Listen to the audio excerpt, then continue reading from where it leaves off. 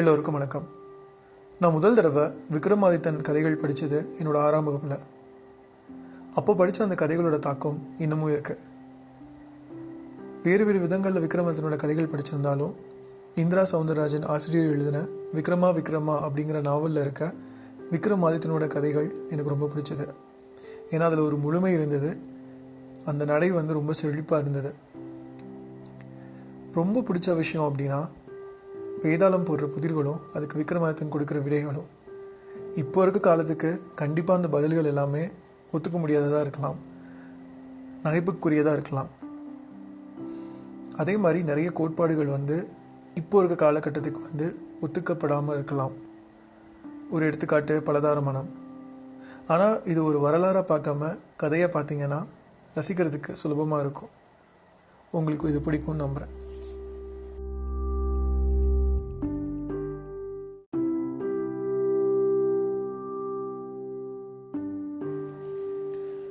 நகரங்களில் தெற்கில் காஞ்சி புகழ்மிக்கது, அதைவிட புகழ்மிக்கது வடபுலத்து உஜ்ஜயினி. இந்த உஜ்ஜயினின் சக்கரவர்த்தி தான் விக்ரமாதித்தன். அவனது அன்பு தம்பி பட்டி. விக்ரமாதித்தன் எல் என்றால் பட்டி எண்ணெயாக நிற்கக்கூடியவன். விக்ரமாதித்தனுக்கு ஒரு பெரிய மனக்குறை. உஜ்ஜயினி பெரிய நகரம்தான், மாதம் மும்மாரியும் பொழிகிறது, மக்களும் சுபிட்சமாக வாழ்கிறார்கள். ஆனாலும் பரந்த இந்த உலகத்தில் உஜ்ஜயினி ஒரு மையப்புள்ளி அளவு நிலப்பரப்பு கூட இல்லாத ஒரு தேசம் என்றால் அது மிகையே இல்லை. உண்மையில் தான் ஒரு சக்கரவர்த்தி என்றால் இந்த உலகத்தையே கட்டி ஆள வேண்டும். உலகின் ஒரே நிகரில்லாத சக்கரவர்த்தி யார் என்று கேட்டால் அவன் விக்ரமாதித்தன் என்றே எல்லோரும் கூற வேண்டும். அதற்காக இந்த மொத்த உலகை வசப்படுத்த என்ன வழி என்று விக்ரமாதித்தன் தன் அன்பு தம்பி பட்டியிடம் கேட்க பட்டிக்கும் ஒரு எண்ணம் தோன்றியது. அண்ணா, எந்த ஒரு எண்ணமும் செயலாக வாழும் இடம் முக்கியம். நீ உலக சக்கரவர்த்தியாக விளங்கும் முன் உஜ்ஜயினி ராஜ்யத்துக்கென தோஷங்கள் இல்லாத வாஸ்து பலம் மிக்க ஒரு பட்டணத்தை நிறுவ வேண்டும். முதலில் அப்படி ஒரு பட்டணம் வசப்பட்டு விட்டால் அதன் பின் அதில் ஆட்சி புரிந்தபடியே உலகை வசப்படுத்தி விடலாம் என்றான். பட்டியின் யோசனை விக்ரமாதித்தனை புலங்காகிதப்படுத்திவிட்டது. பட்டி, நீ ஒரு நிறைந்த மதியோகி. ஏற்ற ஆலோசனைகளை உற்ற நேரத்தில் சொல்வதில் நிகரில்லாதவன். நீயே தலைநகர் அமைக்க சரியான வாஸ்துபலம் உள்ள ஒரு இடத்தையும் தேர்வு செய் என்று விக்ரமாதித்தன் பணிக்க பட்டியும் தனக்கு ஏற்ற ஒரு புறவியை தேர்வு செய்து கொண்டு இடம் தேடி பயணிக்கலானான். மனதுக்குள் அவனது குலதெய்வத்தையும் பிரார்த்தித்துக் கொண்டான். வழியில் ஒரு ஆலவனம் குறுக்கிட்டது. எங்கு பார்த்தாலும் ஆலமரங்கள் தான், வேறு மரங்களே இல்லை. அப்படி ஒரு வனம் அமைவது என்பது அபூர்வம். அதே போல ஒரு ஆலமரத்துக்கும் மறு ஆலமரத்துக்கும் இடையில் அளந்து உருவாக்கியது போல வட்ட வடிவில் பொய்கைகள், அதில் கூட வெள்ளை தாமரைகள். பார்க்க பார்க்க வெகு ரம்யமாக இருந்தது அந்த இடம். நல்ல வாசம் கலந்த காற்று, அங்கங்கே மரக்கிளைகளில் அடையடையாய் தேனடைகள். மான் ஒன்று துள்ளிக்கொண்டு ஓடியது. என்ன ஆச்சரியம்! எதிரில் ஒரு வேங்கை புலி. ஆனால் அந்த புலி அந்த மானை எதுவும் செய்யவில்லை. மாறாக மிக சாதுவாக பொய்கை நீரை குடித்துவிட்டு சென்றது. அந்த பொய்கையின் நடுவில் முருகன் கை திருவேல் போன்று ஒன்று நடப்பட்டிருந்தது. நேர்மேலே ஆலவன கிளைகள் பந்தல் போல் அடைத்தபடி இருந்தன. அதில் 7 சக்கர உரிகள். கிருஷ்ண ஜெயந்தியின் போது மூங்கில் மரங்களின் இடையே கயிறு கட்டி தொங்க விடுவது போல் இருந்த அந்த 7 உரிகளும் கீழே பொய்கை நீரின் மிசைபிம்பங்களாய் தெரிந்தன. பொய்கை கரையில் ஒரு ஓங்கலான மட்டப்பாறை. பாறை மேல் அன்னை மாகாளியின் உருவச்சிலை. சிலை கழுத்தில் அப்பொழுது சூட்டப்பட்டது போல அன்றலர்ந்த மலர்களின் மாலைகள். இருபுறமும் 16 தீபங்களின் சுடர்கள். கந்தகமும் புகைந்து வாசம் எழுப்பியபடி இருந்தது. அற்புதமான அந்த காட்சி பட்டியின் மனதை கொள்ளை கொண்டு விட்டது. அதே சமயம் பட்டியின் உள்ளத்தில் அந்த மட்டப்பாறை காளியை வணங்க வேண்டும் என்ற ஆசையும் எழும்பியது. அதன் நிமித்தம் குதிரையை ஒரு ஆலமர விழுதின் பிடியில் கட்டிவிட்டு பொய்கையில் இறங்கி நீராடினான். பின் ஈரத்தை துவட்டி கொண்டு காளியை வணங்குவதற்காக பாறையை நெருங்கிய போதுதான் அங்கு காளியின் பாத தூளி அருகே பொறுக்கப்பட்டிருந்த செய்தி கண்ணில் பட்டது. தாழ்பணிவார் நேர்விழிகளுக்கோர் அறிவிப்பு. மந்திர பிரசாதியான இந்த மாகாளியின் பேரொருளை பெற வேண்டுமாயின் பொய்கைக்கு நேர்மேல் தொங்கியபடி இருக்கும் 7 உரிகளையும் ஒரே சமயத்தில் வெட்டி வீழ்த்துவிட்டு அவை மண்ணிலே விழும் முன் எவனொருவன் பொய்யின் மையத்தில் இருக்கும் கூர்மிகு வேலாயுதத்தில் விழுந்து உயிர் பிராணம் செய்கின்றானோ அவன் இப்பூவுலகை எல்லாம் ஒரு குடையின் கீழ் ஆளும் பேரும் வல்லமையும் பெறுவான். மேலும் பல வரங்களை மந்தர் பிரசாதியான காளிதேவி வழங்கவும் சர்வ நிச்சயம் என்று செய்திருக்க, அதை பார்த்த நொடி பட்டிக்குள் ஆஹா, உலகத்தின் சக்கரவர்த்தியாக மாற என்ன ஒரு அரிய வாய்ப்பு என்றுதான் தோன்றியது. அந்த நொடி பட்டியே கூட வாளை எடுத்து உரிகளை ஒரு முழுவீச்சில் வெட்டி வீழ்த்துவிட்டு வேலின் மீது விழுந்து உயிர் பிராணம் செய்யலாம் தான். ஆயினும் தன் அண்ணனும் சக்கரவர்த்தியுமான விக்ரமாதித்தனின் வேண்டுகோள்தான் முதலில் நினைவில் வந்தது.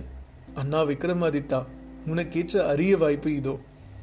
இதில் மட்டும் நீ வெற்றி பெற்று விட்டால் உலகின் ஒரே சக்கரவர்த்தி நீதான் என்று நினைத்து கொண்ட பட்டி உடனேயே காளியை வணங்கி தொழுதுவிட்டு விக்ரமாதித்தனை சந்தித்து விஷயத்தை கூற அங்கிருந்து புறப்படலானான்.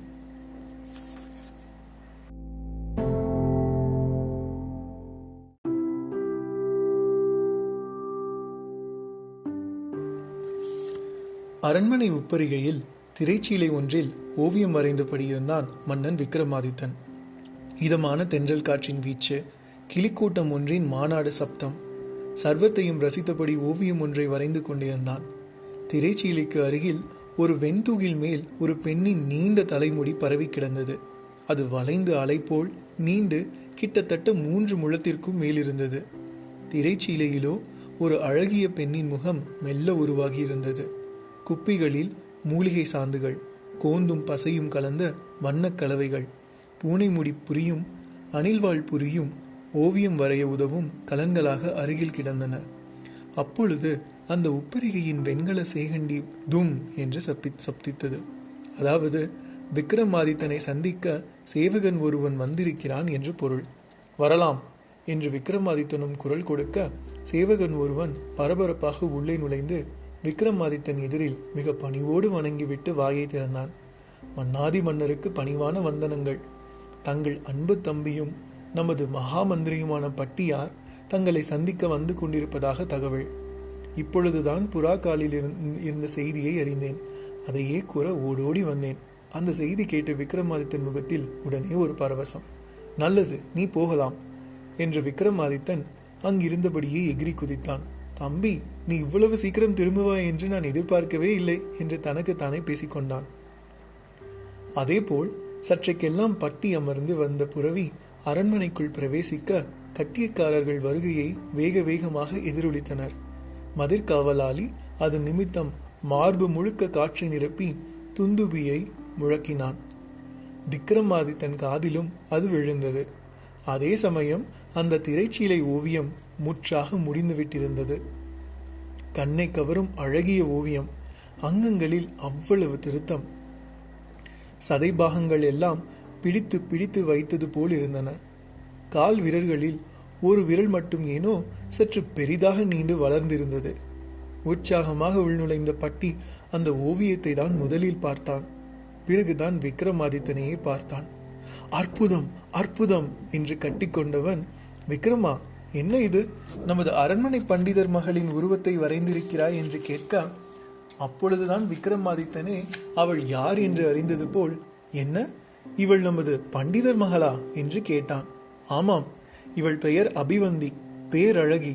இவளை உனக்கு தெரியாதா? தெரிந்தால் கேட்பேனா? அப்படியானால் எப்படி இப்படி ஒரு உருவை வரைந்தாய்? இதோ இந்த தலைமுடியை கொண்டுதான். பண்டிதர் இன்று காலை என்னை சந்திக்க வந்த போது மாலை அணிவித்தார். அவர் சென்ற பிறகு இந்த மாலையை பார்த்தேன். அதில் இந்த தலைமுடி இருந்தது. இதன் நீட்டமே அது ஒரு பொண்ணுடையது என்பதை உணர்த்திவிட்டது. அதே சமயம் அவள் எப்படிப்பட்ட அழகியாக இருப்பாள் என்பதை யூகித்து சாமுதிரிகா லட்சண சாஸ்திரப்படியும் கூந்தலின் நீளம், விளைவு, பொலிவு இவைகளை வைத்தும் அதன் இழுவை பலத்தை வைத்தும் ஒருவாறு இந்த உருவை வரைந்தேன். அது என்னடாவென்றால் பண்டிதர் மகளை போல் அமைந்துவிட்டது. ஆஹா, என்ன ஒரு பேராற்றல்!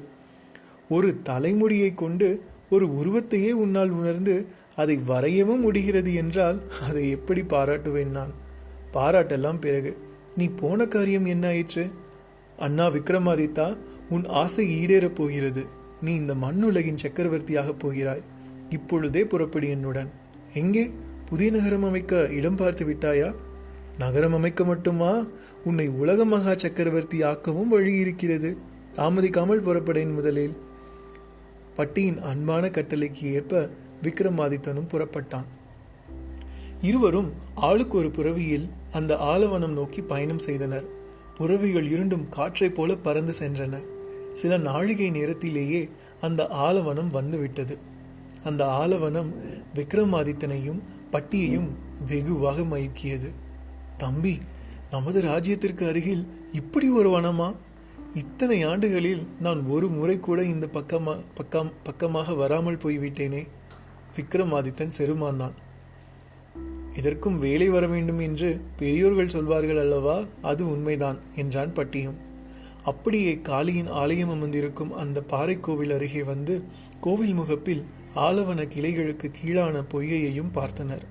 அது நடுவே அந்த சக்திவேல். விக்ரமா, இந்த பொய்கையும் இதன் வேலும் தான் உன்னை உலக மகா சக்கரவர்த்தி ஆக்கப் போகின்றன. மரத்தில் உள்ள அந்த சக்கர உரிகளை பார். பிறகு இதோ இந்த செய்தியை பார். பட்டி சக்கர உரிகளை காட்டிவிட்டு காளியின் முன்பாறை மேல் பொறிக்கப்பட்டிருந்த அந்த செய்தியையும் காட்டினான். விக்ரமாதித்தன் கண்கள் அந்த செய்தியை படித்த நொடி அப்படியே விரிந்து ஒரு ஒளி சுடர் போல் பிரகாசித்தது. அந்த ஒளிப்புணலோடு உரிகளை பார்த்தான். 7 உரிகளும் வட்டமாய் கட்டி தொங்கவிடப்பட்டிருந்தது. அந்த உரி வட்டத்திற்கு நடுவில் வேல் இருந்தது. ஒரே வெட்டில் அந்த ஏழையும் வீழ்த்துவது என்பது, அது விழும் முன் வேலின் மேல் உயிரை ஒரு பொருட்டாய் கருதாது விழுந்து காட்டுவதும் அசாதாரணமான ஒரு செயலாகவே தோன்றியது. விக்ரமா, உன்னால் நிச்சயம் ஒரே வெட்டில் இந்த உரிகளை வீழ்த்த முடியும். உன் புத்திக்கு அது எப்படியும் புலப்பட்டுவிடும். பின் அவை விழும் முன் நீ நம்பிக்கையோடு வேலின் மேல் வீழ்தல் வேண்டும். உயிர் போய்விடும், ஏமாற்றப்பட்டு விடுவோம், இது யாரோ விளையாட்டாக எழுதி வைத்தது போன்ற எண்ணமெல்லாம் இருந்தால் குறிவிடு. பட்டியின் கேள்வி விக்ரமாதித்தனை முகம் சிவக்க வைத்துவிட்டது. பட்டி, இது மிகவும் சூட்சமமான ஒரு போட்டி. விளையாட்டு செய்பவர்கள் இவ்வளவு புத்திசாலித்தனமாகவெல்லாம் யோசிக்க மாட்டார்கள். அப்படியே எழுதி வைத்திருந்தாலும் இந்த வனத்தில் அவர்கள் எங்காவது அல்லது இங்கேயோ விழுந்திருப்பார்கள். ஆனால் அண்ணாந்து பார், கிளிக்கூட்டம் கூட்டம் கூட்டமாக பறந்து செல்வதை. இவை மனிதர்களை கண்டால் இப்படி கூட்டமாக பறக்காது, பிரிந்து தனியாக தான் பறக்கும். அப்பொழுதுதான் வேட்டை அம்பிடம் இருந்து தப்பிக்க முடியும் என்பது அந்த கிளிகளுக்கு தெரியும். எனவே இது அன்னை மாகாளியின் மனதை மகிழ்விக்க உயிரை துச்சமாக மதிக்கும் மனிதர்களும் இந்த உலகில் வாழ்கிறார்கள் என்பதை உணர்த்த அநேகமாக யாராவது ஒரு காளி உபாசகர் தான் செய்திருக்க வேண்டும். இல்லாவிட்டால் வனதெய்வதைகள் இப்படி திட்டமிட்டிருக்கலாம். ஏனென்றால் இதில் தோற்றால் தோற்றவன் உடலை அவை வந்து தின்பதற்காக ஆசைப்பட்டிருக்கலாம். எது எப்படி இருந்தாலும் சரி, அன்னை மாகாளி தன் பொருட்டு ஒரு மானிட உயிர் பிரிவதை ஒரு காலும் அனுமதிக்க மாட்டாள். எனவே நான் இந்த உரி சக்கரங்களை வீழ்த்தி வெற்றி பெறப்போவது உறுதி என்ற விக்ரமாதித்தன் அடுத்து எப்படி ஒரே வெட்டில் வீழ்த்துவது என்று யோசித்தவன் 7 சக்கர உரிகளையும் சுழற்றி விட்டு ஒன்றுடன் ஒன்று சேருமாறு செய்தான். ஒரு கட்டத்தில் 7ம் ஒன்றோடு ஒன்று பிணைந்து கொண்டு தொங்கி நிற்க அந்த உரியை ஒரே வெட்டில் வீழ்த்தியவன் வீழ்ந்திடும் அந்த உரிக்கு கீழ் உள்ள வேல் மீது பாய அவன் முதுகின் மேல் அந்த உரிச்சக்கரம் அருந்து வந்து விழுந்தது. அதே சமயம் அவன் உடல் அப்படியே வேலின் மேலு பட்டு வேலானது மார்பை பிளந்தது. ஜெகன்மாதா காளி என்று விக்ரமாதித்தனும் உதடுகள் துடிக்க தன் இறுதி மூச்சை விடும் சமயம் அந்த பொய்கை நீரெல்லாம் பூக்களாய் மாறிட வேலானது அப்படியே அன்னை மாகாளியாய் மாறி விக்ரமாதித்தனை தன் 2 கைகளால் தாங்கியபடி இருந்தாள். பார்த்தபடி இருந்த பட்டி பக்தியோட, தாயே அம்மா வந்துவிட்டாயா என்று பரவசப்பட காளியும் விக்ரமாதித்தனை தரையில் கிடத்தி மூச்சை தெளிவிக்க அவனும் எழுந்து நின்றான். அன்னை மாகாளியையே எதிரினில் கண்டு முதல் காரியமாக அவள் தாளில் விழுந்தான். பின் கண்கள் பணிக்க எழுந்தவன், தாயே, உன் தரிசனம் கிடைத்த மகிழ்வில் என் உடம்பெல்லாம் படபடக்கிறது. நான் எவ்வளவு பெரிய பாக்கியசாலி என்று ஆனந்த கண்ணீர் விடவும் மாகாளியும் வேண்டும் வரம் கேள் என்றாள். விக்ரமாதித்தனிடமோ அசாத்தியமான ஒரு மௌனம். உன்னைத்தான் விக்ரமாதித்தா, எதற்கு இந்த தயக்கம்? வேண்டும் வரம் கேள் என்றாள் காளி. தாயே, தங்கள் தரிசனத்தை விடவும் பெரிதாக எதுவும் எனக்கு தெரியாததால் எதை கேட்பது, அதை எப்படி கேட்பது என்று புரியாமல் புழுங்கியபடி உள்ளேன் என்றான் விக்ரமாதித்தன். நான் உன்னை பாராட்டுகிறேன். ஆயினும் வாக்கு பிழன்று விட்டால் மாகாளி என்று என்னை நாளை இந்த உலகம் கூறிவிடக்கூடாது. உன் தீரச் செயலுக்கு ஏற்ற வரத்தை நீ கேட்டே தீர வேண்டும். நான் அதை உனக்கு வழங்குவேன். காளியின் பதிலால் விக்ரமாதித்தன் கண்ணீர் வடிக்க, பட்டி இதுதான் அருமையான வாய்ப்பு என்று கருதியவனாக காளியை பார்த்தவன், அம்மா, எந்த வரம் கேட்டாலும் தந்து விடுவாயா என்று கேட்டான். ஆம், நீ எந்த பொருளை கேட்டாலும் சரி, அதை நான் வழங்கி விடுவேன் என்றாள் காளி. அப்படியானால் என் அருமை தாயே, இந்த பூவுலகின் நிகரில்லாத அரசனாக விக்ரமாதித்தன் திகழ வேண்டும். விக்ரமாதித்தன் வரையில் அவனே மன்னன், அவனே சக்கரவர்த்தி. அவனுக்கு கீழே தான் இந்த பூவுலகமும் இயங்க வேண்டும். பட்டி வரத்தை கேட்பது போல விக்ரமாதித்தனிடம் ஞாபகப்படுத்த மாகாளி விக்ரமாதித்தனை பார்த்தாள். விக்ரமாதித்தனும், தாயே, பட்டியின் விருப்பமே என் விருப்பமும். இந்த உலகை ஒரு குடையின் கீழ் நான் கொண்டு வந்து ஆண்டிட விரும்புகிறேன். அப்படிப்பட்ட என் ராஜ்யத்திற்குள் நீயே எல்லாம். ஒரு வகையில் இந்த பூமி பந்தை அன்னை நீயே என் மூலம் ஆட்சி செய்ய வேண்டும். அதுவே என் வேண்டுகோள் என்றாள். அன்னையும் தந்தோம் என்றாள். அப்படியே உன் புகழ் காலாகாலத்திற்கும் பேசப்படும். உன் திறனும் புத்தியும் விவேகமும் எல்லா காலங்களிலும் வெளிப்பட்டபடி இருக்கும் என்றாள். பிறகு தனது சிலைக்கு கீழ் இருக்கும் நவரத்ன திரவியங்கள் சகலமும் விக்ரமாதித்தனுக்கே என்றவள், இந்த நவநிதியோடு குபேரநிதி, சங்கநிதி, பதுமநிதி என்று பல நிதிகளை நீ திரட்டப் போகிறாய். உன் வாழ்க்கை புத்தியை கொண்டு சிந்தனை செய்யும் மனிதர்களுக்கெல்லாம் ஒரு பாடமாகவும் வழிகாட்டியாகவும் விளங்கிடும் என்றாள். உடனே விக்ரமாதித்தனும் பட்டியும் மீண்டும் அன்னையை நமஸ்கரித்து எழுந்தனர். அன்னையும் அருளிய கரங்களோடு அப்படியே மறைந்தாள். விக்ரமாதித்தன் வெற்றி பெருமிதத்தோடு தன் தம்பியும் மதியுகியுமான பட்டியை கட்டிக்கொண்டான். தம்பி, உன்னால் தான் எனக்கு இன்று பெரிய வெற்றி. உனக்கு நான் எப்படி நன்றி கூறுவேன் என்று கூறியவாறே பரவசப்பட, பட்டியும், நீ நலமாக பலமாக இருந்தாலே நானும் இருந்தது போலேதானே, நீ வேறு நான் வேறா என்று கேட்க விக்ரமாதித்தன் கண்களில் ஆனந்த கண்ணீர்.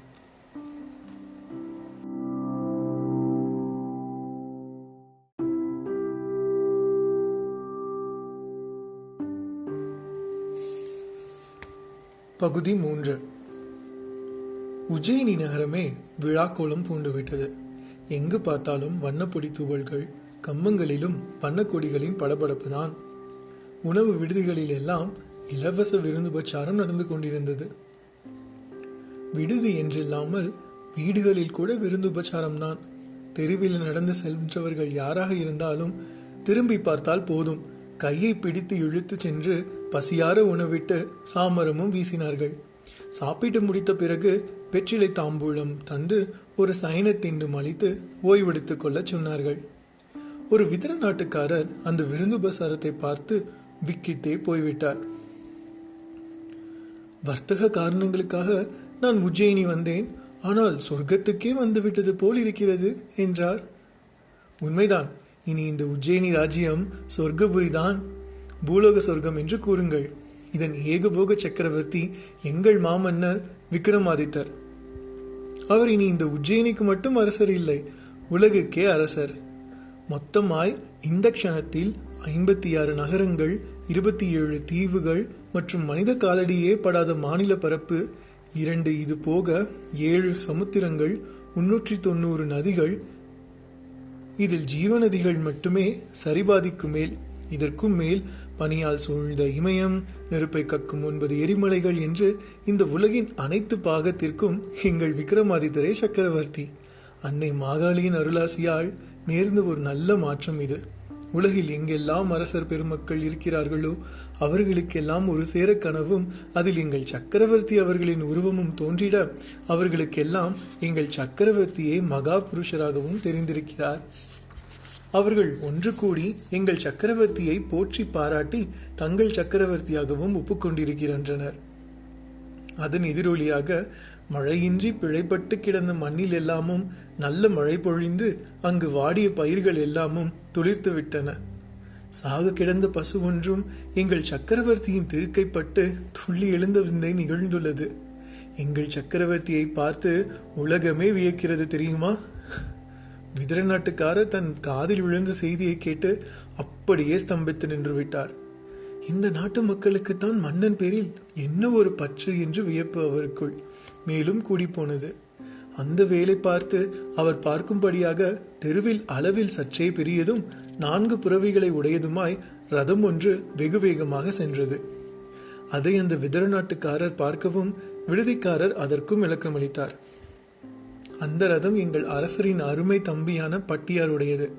ஒரு வகையில் சொல்லப்போனால் எங்கள் சக்கரவர்த்தியார் சக்கரவர்த்தியாக திகழவே பட்டியவர்கள்தான் காரணம். எங்கள் சக்கரவர்த்தி விழி என்றால் எங்கள் பட்டியார் இமை, எங்கள் சக்கரவர்த்தி உடல் என்றால் பட்டியார்தான் உயிர். இவர் மணி என்றால் அவர் நாதம், இவர் மலர் என்றால் அவர் வாசம். விடுதிக்காரர் ஏதேதோ பிரசங்கி போல ஓமான ஓமயங்களுடன் பேசிக்கொண்டிருந்தார். விதர நாட்டுக்காரருக்கு மயக்கம் வராத குறை. ஆமாம், உங்கள் சக்கரவர்த்தியின் தாய் தந்தையார்? இத்தனை சிறப்புமிக்க ஒரு மைந்தனை பெற்ற அந்த புண்ணிய புருஷரையும் புண்ணியவதியையும் நான் அறிந்து கொள்ள விரும்புகிறேன் என்றார். அடடா, எங்கள் சக்கரவர்த்தி பற்றி பேசுவதாக இருந்தால் விடிய விடிய பேசலாமே. ஆனால் அதற்கு எனக்கு இப்பொழுது கால அவகாசம் இல்லையே, என்ன செய்வது என்று கையை பிசைந்தவருக்கு சட்டென்று ஒரு உபாயம் தோன்றியது. உங்களுக்கு நான் ஒரு வழி கூறுகிறேன். இங்கிருந்து வடக்காக செல்லுங்கள். ஒரு மாஞ்சோலையும் அதன் நடுவே ஒரு காளி ஆலயமும் தென்படும். அந்த ஆலய கோபுர கலசம் அருகே கீர்த்தி என்கிற பெயரில் கிளி ஒன்று அமர்ந்திருக்கும். நீங்கள் அந்த ஆலயத்திற்கு சென்று காளி தேவியை வணங்கி குங்குமம் இட்டுக் கொண்டு அந்த குங்கும நெற்றியோடு கீர்த்தி கீர்த்தி என்று 11 முறை அழையுங்கள். அது உங்கள் தோளில் வந்து அமரும். பிறகு அதனிடம் விக்ரமாதித்த ராஜா யார் என்று மட்டும் கேளுங்கள், அது சொல்லும் என்றார். விதர நாட்டவர் திரு திருவென்று விழிப்போடு பார்த்தார். என்ன பார்க்கிறீர்கள்? ஒரு கிளி போய் எப்படி மன்னவன் கதை கூறும் என்றா? ஆமாம், அதிகபட்சம் கிளிகள் சில சொற்களை அப்படியே திருப்பிச் சொல்லும். ஆனால் எப்படி ஒரு வாழ்க்கையையே கூறும்? அதையும் அந்த கிளியிடமே கேட்டு தெரிந்து கொண்டு விடுங்களேன். இப்பொழுது என்ன வந்தது என்றார் விடுதிக்காரர். விதர நாட்டுக்காரரும் சரி, அதையும் தான் பார்ப்போம் என்று கிளம்பினார். விடுதிக்காரர் சொன்னது உண்மைதான். அந்த விதர நாட்டுக்காரர் சிறிது தூரத்திலேயே மாஞ்சோலையையும் சோலை நடுவில் ஒரு காளி ஆலயத்தையும் கண்டார். காளியின் ஆலயம் சிறியதுதான், ஆனாலும் கோபுர கலசம் தங்கத்தில் ஜெகஜெகவென மின்னிக் கொண்டிருந்தது. அந்த கலசத்தின் மேல் அமர்ந்து கொண்டிருந்தது கீர்த்தி என்ற அந்த கிளி. கிளியிடம் நல்ல பசும் சிறகுகள், ஆனால் வாடிய முகமுடன் ஒரு முனிவர் தவம் இருப்பதைப் போல அமர்ந்து கொண்டிருந்தது. விதர நாட்டுக்காரர் அதை பார்க்கவும் நம்பிக்கை வந்தவராக கீர்த்தி கீர்த்தி என்று 11 முறை அழைத்தார். 10வது முறை வரை திரும்பி கூட பார்க்காத அந்த கிளி அவர் 11வது முறை அழைத்தவுடன் அந்த கலசத்தை விட்டு பறந்து வந்து அவர் கைகளில் அமர்ந்தது. விதர நாட்டவர் மெய்சிலிர்த்து போனார். ஏய், யார் நீ? 11 முறை என் பெயரை உச்சரித்தால் உச்சரித்தவர் இடும் கட்டளையை நான் நிறைவேற்றுவேன் என்று உனக்கு யார் சொன்னது? கிளி சிறகுகள் படபடக்க கேட்ட கேள்வியை தொடர்ந்து விதர நாட்டவருக்கு ஆச்சரியம் பிடிபடவில்லை. அட, நீதான் என்னமாக பேசுகின்றாய்? ஒரு கிளியால் இவ்வளவு தூரம் கூட பேச முடியும் என்று இங்கேதான் நான் பார்க்கிறேன் என்றார் அவரும். வீண் பேச்சு எதற்கு? என்னை அழைத்து விட்டாய், கட்டளையிடு, நான் என்ன செய்ய வேண்டும்? அப்படி கேள், நான் எதை சொன்னாலும் செய்வாயா? நிச்சயமாக, அதுதான் என் கடமையும் கூட. இந்த உலகத்துக்கே என்னை அரசனாக்கி என்றால் ஆக்கிவிடுவாயா? நான் நீங்கள் இடும் கட்டளையை நிறைவேற்ற உழைப்பவன், அவ்வளவுதான். எதற்கு அதிகம் பேச்சு? கோபப்படுகிறாயே? நான் விளையாட்டுக்கு சொன்னேன். எனக்கு இந்த உஜ்ஜயினின் சக்கரவர்த்தியான விக்ரமாதித்த சக்கரவர்த்தியின் வரலாறு தெரிய வேண்டும். எனக்கு அவரது வரலாறு தெரியும் என்று உனக்கு எப்படி தெரியும்? ஊருக்குள் ஒருவர் சொன்னார்.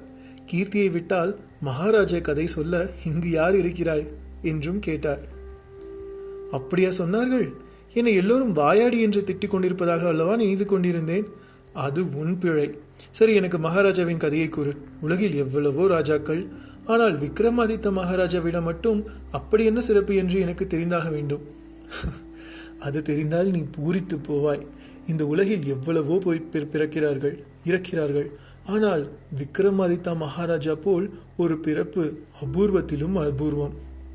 அந்த அபூர்வம் தான் என்னவென்று கூறேன். எதற்கு இத்தனை பீடிகை? சொல்கிறேன். அதற்கு முன் உன்னிடம் ஒரு கேள்வி.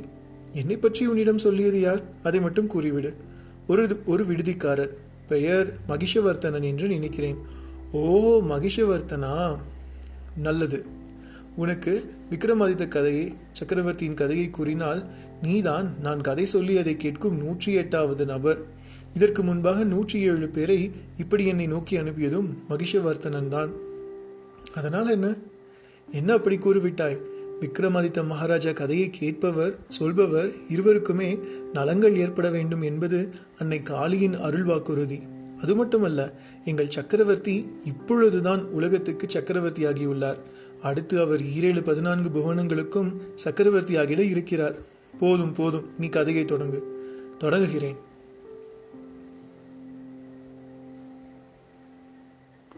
சந்திரவர்ணன் என்று ஒரு அந்தணன். அந்த சந்திரனைப் போல ஒளி மிகுந்த தேகம் உடையவன். அதனால் அவனுக்கும் அப்பெயர் பொருந்தியது. அந்த அந்தணன் கற்காத கல்வி இல்லை, படிக்காத நூல்கள் இல்லை, புரியாத தர்க்கங்களும் இல்லை. வாரணாசி நகரின் கங்கை கரையோரம் வசித்து வந்த அந்த அந்தணன் ஒரு நல்ல தவசியும் கூட. நியம நிஷ்டையோடு ஜபதபங்களும் புரிந்து வந்தான். ஒரு நாள் அதர்வனாதி மந்திரங்களை கற்றுக்கொள்வதற்காக சரியான குரு ஒருவரை தேடிச் சென்றான். வழியில் ஒரு காடு. அந்த காட்டில் ஒரு பிரம்மராட்சசன் ஒருவன் வாழ்ந்து வந்தான். தவம் இயற்ற வந்த பிராமணன் ஒருவன் தான் மோகத்தால் தவறு செய்து தவசக்தியையும் இழந்து விட்டான். அதே சமயம் சாபம் பெற்று பிரம்மராட்சசனாக அந்த மரத்தில் வாழ்ந்து வந்தான். அப்படி அந்த பிரம்மராட்சசன் வாழும் மரத்துக்கு கீழே சென்று படுத்தான் சந்திரவர்ணன் என்கிற அந்த அந்தணன். அடுத்த நொடி அந்த அந்தணனை பிரம்மராட்சசன் பிடித்து கொண்டான். அந்தணனும் பிரம்மராட்சசனிடம், உனக்கு என்ன வேண்டும் என்று கேட்க, எனக்கு சாப விமோசனம் வேண்டும். அதற்காக என்னிடம் உள்ள தந்திர உபாய மந்திரங்கள் 1008ஐயும் நான் யாருக்காவது உபதேசிக்க வேண்டும். அப்படி நான் ஒருவருக்கு உபதேசித்தால் அவை என்னை விட்டு விலகி நான் மீண்டும் என் பழைய நிலையை அடைவேன் என்றான் அந்த பிரம்மராட்சசன். உடனே சந்திரவர்ணனும் மிக மகிழ்ந்தவனாக, ஆஹா, என்ன ஒரு அதிர்ஷ்டம்! நான் எதை கற்றுக்கொள்ள வேண்டும் என்று வந்தேனோ அதுவே என் எதிரில் தங்கள் வடிவில் நிற்கிறது. எனவே தாராளமாக நீங்கள் அந்த தந்திர உபாய மந்திரங்களை எனக்கு உபதேசிக்கலாம் என்றான். அதை நான் வாயால் உபதேசிக்க கூடாது. இதோ இந்த மரத்து இலைகளை எழுதி எழுதி போடுகிறேன். நீ படித்து உனக்குள் வைத்துக்கொள். அதே சமயம் நீ அன்ன ஆகாரமின்றி இவைகளை படிக்க வேண்டும். இடையில் அன்ன ஆகாரமோ இல்லை தாகத்திற்கு தண்ணீரை குடித்தாலும் நீ மாண்டு விடுவாய். எனக்கும் சாப விமோசனம் கிட்டாமல் போய்விடும் என்றான் பிரம்மராட்சசன். இதை நீ மனதில் கொள். அந்தணன் சந்திரவர்ணனும் அதற்கு சம்மதித்து மந்திர தந்திர உபாயங்களை வாசிக்கத் தொடங்கினான். மரத்தில் உள்ள இலைகள் ஒவ்வொன்றாக உதிர நாட்களும் கழியத் தொடங்கின. இப்படியாக ஒரு மண்டலம், அதாவது 48 தினங்கள் பூர்த்தியான நிலையில் பிரம்மராட்சசனும் 1008வது மந்திரத்தை எழுதி போட சந்திரவர்ணனும் அதை படித்து முடித்த நிலையில் அப்படியே மயங்கிவிட்டான். இந்நிலையில் சாப விமோசனம் பெற்ற பிரம்மராட்சசன் தனது சாப விமோசனத்திற்கு காரணமாக இருந்த சந்திரவர்ணனுக்கு அழியா பேரும் புகழும் ஏற்பட ஆசீர்வதித்தவனாக வானில் மறைந்தான். இந்நிலையில் அன்ன ஆகாரமின்றி கிடந்த சந்திரவர்ணனின் உடலை அந்த காட்டுக்குள் உள்ள வனதெய்வதையை வணங்குவதற்காக வந்த அலங்கார வள்ளி என்கிற தாசி ஒருத்தி காண்கிறாள். சந்திரவர்ணன் அன்ன ஆகாரமின்றி கிடந்தாலும் அவன் உடம்பில் ஒளிரும் தேஜஸ் அவளை மயக்குகிறது, பரிதாபமும் கொள்ள வைத்தது. உடனே அவள் தனது சேடி பெண்களின் துணையுடன் சந்திரவர்ணனை தனது மனைக்கு சுமந்து சென்று முதலில் மூர்ச்சை தெளிவித்தாள். பிறகு பாலும் பழமும் வழங்கி பசியை குறைத்தாள். அதற்கு பிறகு தைல ஸ்நானம் புரிய வைத்து விருந்து பசாரம் செய்தாள். இதனால் பழைய பலத்தை திரும்ப பெற்ற சந்திரவர்ணனுக்கு இறுதியாக தன்னையே அர்ப்பணித்தாள். ஆனால் சந்திரவர்ணனோ தான் ஒரு பிராமணன் என்றும் வேத உபாசகன் என்றும் கூறி அவளை மறுக்க அலங்காரவல்லிக்கு அது மாலா துயரத்தை தருகிறது. என்னை நீங்கள் மணந்து கொண்டே ஆக வேண்டும். இதுவரையில் நான் எந்த ஆடவரையும் பார்த்து மயங்கியதில்லை. என்னை பார்த்துதான் எல்லோரும் மயங்கியுள்ளனர். நான் எவரை பார்த்து மயங்குகின்றேனோ அவரே என் கணவர் என்று நான் என்றோ முடிவெடுத்திருந்தேன். இனி நான் தாசி தொழிலும் புரிய மாட்டேன். இனி நீங்கள் ஏற்றுக்கொண்டே தீர வேண்டும் என்றால் அலங்காரவல்லியும். முடியாது என்று கூறிவிட்டு அலங்காரவல்லி வீட்டை விட்டு வெளியேற சந்திரவர்ணனை வழிமறித்த அலங்காரவல்லி, இந்த விஷயத்தில் தீர்ப்பை இந்த நாட்டு மன்னர் கூறட்டும் என்று அலங்காரவல்லி மன்னனிடம் முறையிட்டாள். மன்னனும் வழக்கை விசாரித்துவிட்டு தாசியை சந்திரவர்ணன் மணக்க வேண்டும். சந்திரவர்ணனுக்கு உணவு கொடுத்து உயிர் கொடுத்தவள் அலங்காரவல்லியே, எனவே அவளுக்கு உரியது சந்திரவர்ணனின் உடல் என்று தீர்ப்பும் அளித்து விட்டான். அதை கேட்ட சந்திரவர்ணனோ, அவசரப்பட்டு விட்டீர்கள் மன்னரே என்று ஆரம்பித்தான். மன்னனும் எப்படி என்று கேட்க, நான் ஒரு வேத பிராமணர் அல்லாத ஒருத்தியை நான் மணக்க வேண்டும் என்றால் 4 வகை வர்ணத்தில் உள்ள பெண்களையும் ஒரு சேர மணக்க வேண்டும். இல்லாவிட்டால் அது கடும் தோஷம். ஒரு அந்தனத்தை தோஷத்துக்குள்ளாக்குவது தோஷத்திலும் பெரிய தோஷம் எனவே அந்த தோஷத்தால் உங்கள் நாடு நகரமே அழிந்துவிடும் என்று கூற மன்னனுக்கு தான் அவசரப்பட்டு அளித்த தீர்ப்பு புரிந்தது. உடனே அவன் உடம்பும் நடுங்கியது. பிராமணரே, என்ன இது? என் தீர்ப்பும் ஈடேற வேண்டும். நான் எந்த தோஷத்திற்கும் ஆளாகக்கூடாது. அதற்கு என்ன வழி என்று கேட்டு கதறினான். உடனே சந்திரவர்ணனும், வேறு வழியே இல்லை. இந்த தாசி நீங்களாக உங்கள் மகள், அரண்மனையின் கஜானா காப்பாளரான வைசியரின் மகள் மற்றும் உங்கள் புரோகிதரின் மகள் என்று 4 வர்ணங்களில் உள்ள பெண்களை எல்லாம் நான் ஒரு சேரம் மணந்து கொண்டால் உங்கள் தீர்ப்பும் படியும் நடந்தவனாவேன். எனக்கு தோஷமில்லை, உங்களுக்கும் தோஷமில்லை என்று கூறினான் சந்திரவர்ணன். பின் அதன்படியே தாசி அலங்காரவல்லியையும், பின் மன்னன் மகள் சித்திரரேகாவையும், புரோகிதர் மகள் கல்யாணியையும், கஜானா காப்பாளரும் வைசிய வாணிபருமான செட்டியாரின் மகள் கோமலாங்கியையும் ஒரு சேர சந்திரவர்ணன் மணமுடித்தான். பிரம்ம ராட்சசனாக இருந்து சாப விமோசனம் பெற்ற அந்தணன் ஆசையும் வேகமாக வேலை செய்தது. 4 மனைவிகளிடமும் சந்திரவர்ணன் குதூகலமாக பழகினான். உலகில் எந்த ஒரு மனிதனுக்கும் கிட்டாத பேரல்லவா அது. அரசன் மகள், அந்தணன் மகள், வாணியன் மகள், தாசி மகள் என்று 4 பேரோடும் சந்திரவர்ணனின் உல்லாச வாழ்க்கை ஏகபோகமாக அமைந்தது. அதற்கு ஏற்ப அவர்கள் 4 பேருமே கருவுற்றார்கள். இதில் தாசியான அலங்காரவல்லி முதல் ஆண்மகவை பெற்றெடுத்தாள். இந்த ஆண்மகன்தான் பத்ருஹரி. அடுத்து புரோகித அந்தனரின் மகளான கல்யாணி 2வது மகவை பிரசவித்தாள். இவன் பெயர்தான் வல்லபரிஷி. 3வதாக மன்னன் மகள் சித்திரரேகா ஒரு ஆண்மகவை பிரசவித்தாள். இந்த மகவுதான் இன்று ராஜாதி ராஜனாய் விளங்கிடும் விக்ரமாதித்தன். 4வதாக வைசிய வாணிப மகளான கோமலாங்கிக்கு பிறந்தவனே பட்டியாவான். இப்படி 4 ஆண் மக்கள் 4 வகை வேதமும் அறிந்த சந்திரவர்ணனுக்கு பிறந்தாலும் சந்திரவர்ணன் தாசிக்கு பிறந்த பத்ருஹரிக்கே அந்த நாட்டு மன்னனாயாகிட முன்னுரிமை அளித்தான். விக்ரமாதித்தன் சகோதரன்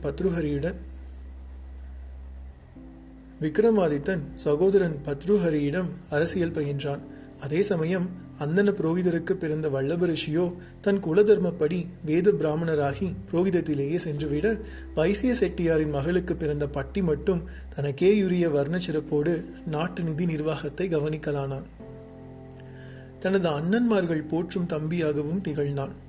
இந்த நிலையில்தான் ராஜா பத்ருஹரிக்கும் தனக்கு ஏற்பட்ட பலவிதமான அனுபவங்களால் மன்னனாக இருப்பதை விட தவசியாக இருப்பது பெரிய விஷயம் என்று தோன்றியது. எனவே விக்ரமாதித்தனை அரசனாக்கிவிட்டு பத்ருஹரி காட்டுக்கு தவம் செய்ய சென்று விட்டார். விக்ரமாதித்தனும் தன் அருமை சகோதரன் பட்டியின் துணையோடு முதலில் ஒரு குறுநிலத்து மன்னனாக விளங்கி பின் உஜ்ஜயினிக்கு சக்கரவர்த்தியாகி இன்று அன்னை மாகாளி அருளால் உலகுக்கே சக்கரவர்த்தியாகியுள்ளார். அப்படிப்பட்ட மன்னவருக்கு மந்தாகினியில் தொடங்கி மனமோகினி, மந்திரினி, ஜாலங்கி, சுதாங்கி, லதாங்கி என்று பத்தினியர்களும் பலர். எங்கள் மகாராஜாவின் அழகில் மயங்கி அதன் பொருட்டு உயிரை விட்டு விடவும் துணிந்த ஒரு ராஜமங்கையையும் எங்கள் விக்ரமாதித்தர் கைவிட்டதில்லை. இதுதான் எங்கள் மாமன்னரின் பூர்வ கதை என்று கீர்த்தி என்கிற அந்த கிளியும் விக்ரமாதித்தன் கதையை அந்த விதுர நாட்டவருக்கு சொல்லி முடித்தது. விதுர நாட்டவரும் அகமகிழ்ந்தார். இப்பொழுதுதான் புரிகிறது மாமன்னரின் அறிவு ஆற்றல் அனைத்திற்கும் காரணம் இதுதான் என்று. ஒரு புறம் வேத புராணம் கற்றுணர்ந்த வேதிய தந்தை, இன்னொரு புறமோ வீரத்தை தீரத்தை அணிகலனாய் கொண்ட சத்திரிய வம்சத்து தாய். ஆக அந்தனமும் சத்திரியமும் கலந்து பெற்ற ஒரு அதிசய பிள்ளை இந்த விக்ரமாதித்தன். இவனுக்கு துணையாக இரத்த உறவாகவே வைசியத்தாயின் மகன் பட்டி, அந்தன தாயின் மகன் வல்லபரிஷி. ஆஹா, 4 வகை வருணமும் இப்படி யாருக்கும் உறவாக கிடைக்கும்? ஒருவருக்கு ஒன்று இருந்தால் ஒன்று இருக்காதே. என்ன ஒரு விந்தை, என்ன ஒரு புதுமை, என்ன ஒரு இனிமை என்று விதுர நாட்டுக்காரரும் புகழ்ந்து கொண்டே போனார்.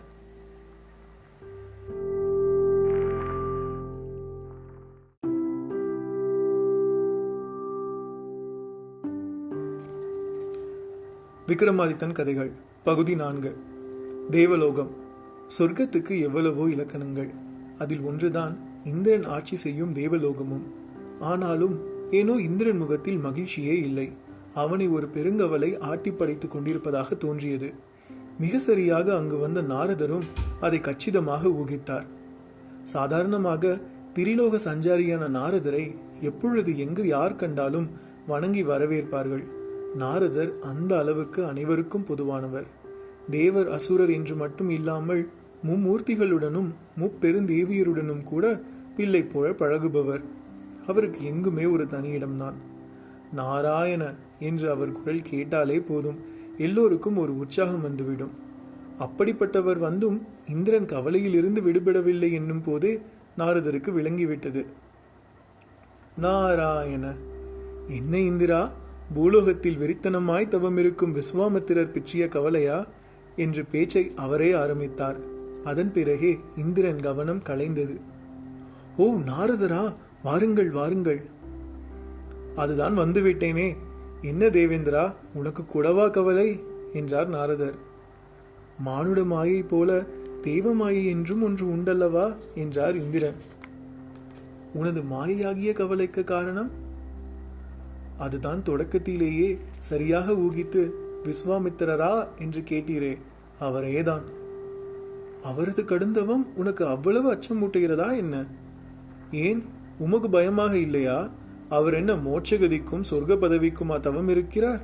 7-14 லோகம் முதல் தேவாதி தேவரிலிருந்து மும்மூர்த்திகள் வரை தனக்கு கட்டுப்படவும் தானே உலகின் நிகரில்லாத சக்தியாக திகழ்வதும் தானே அவர் நோக்கம்.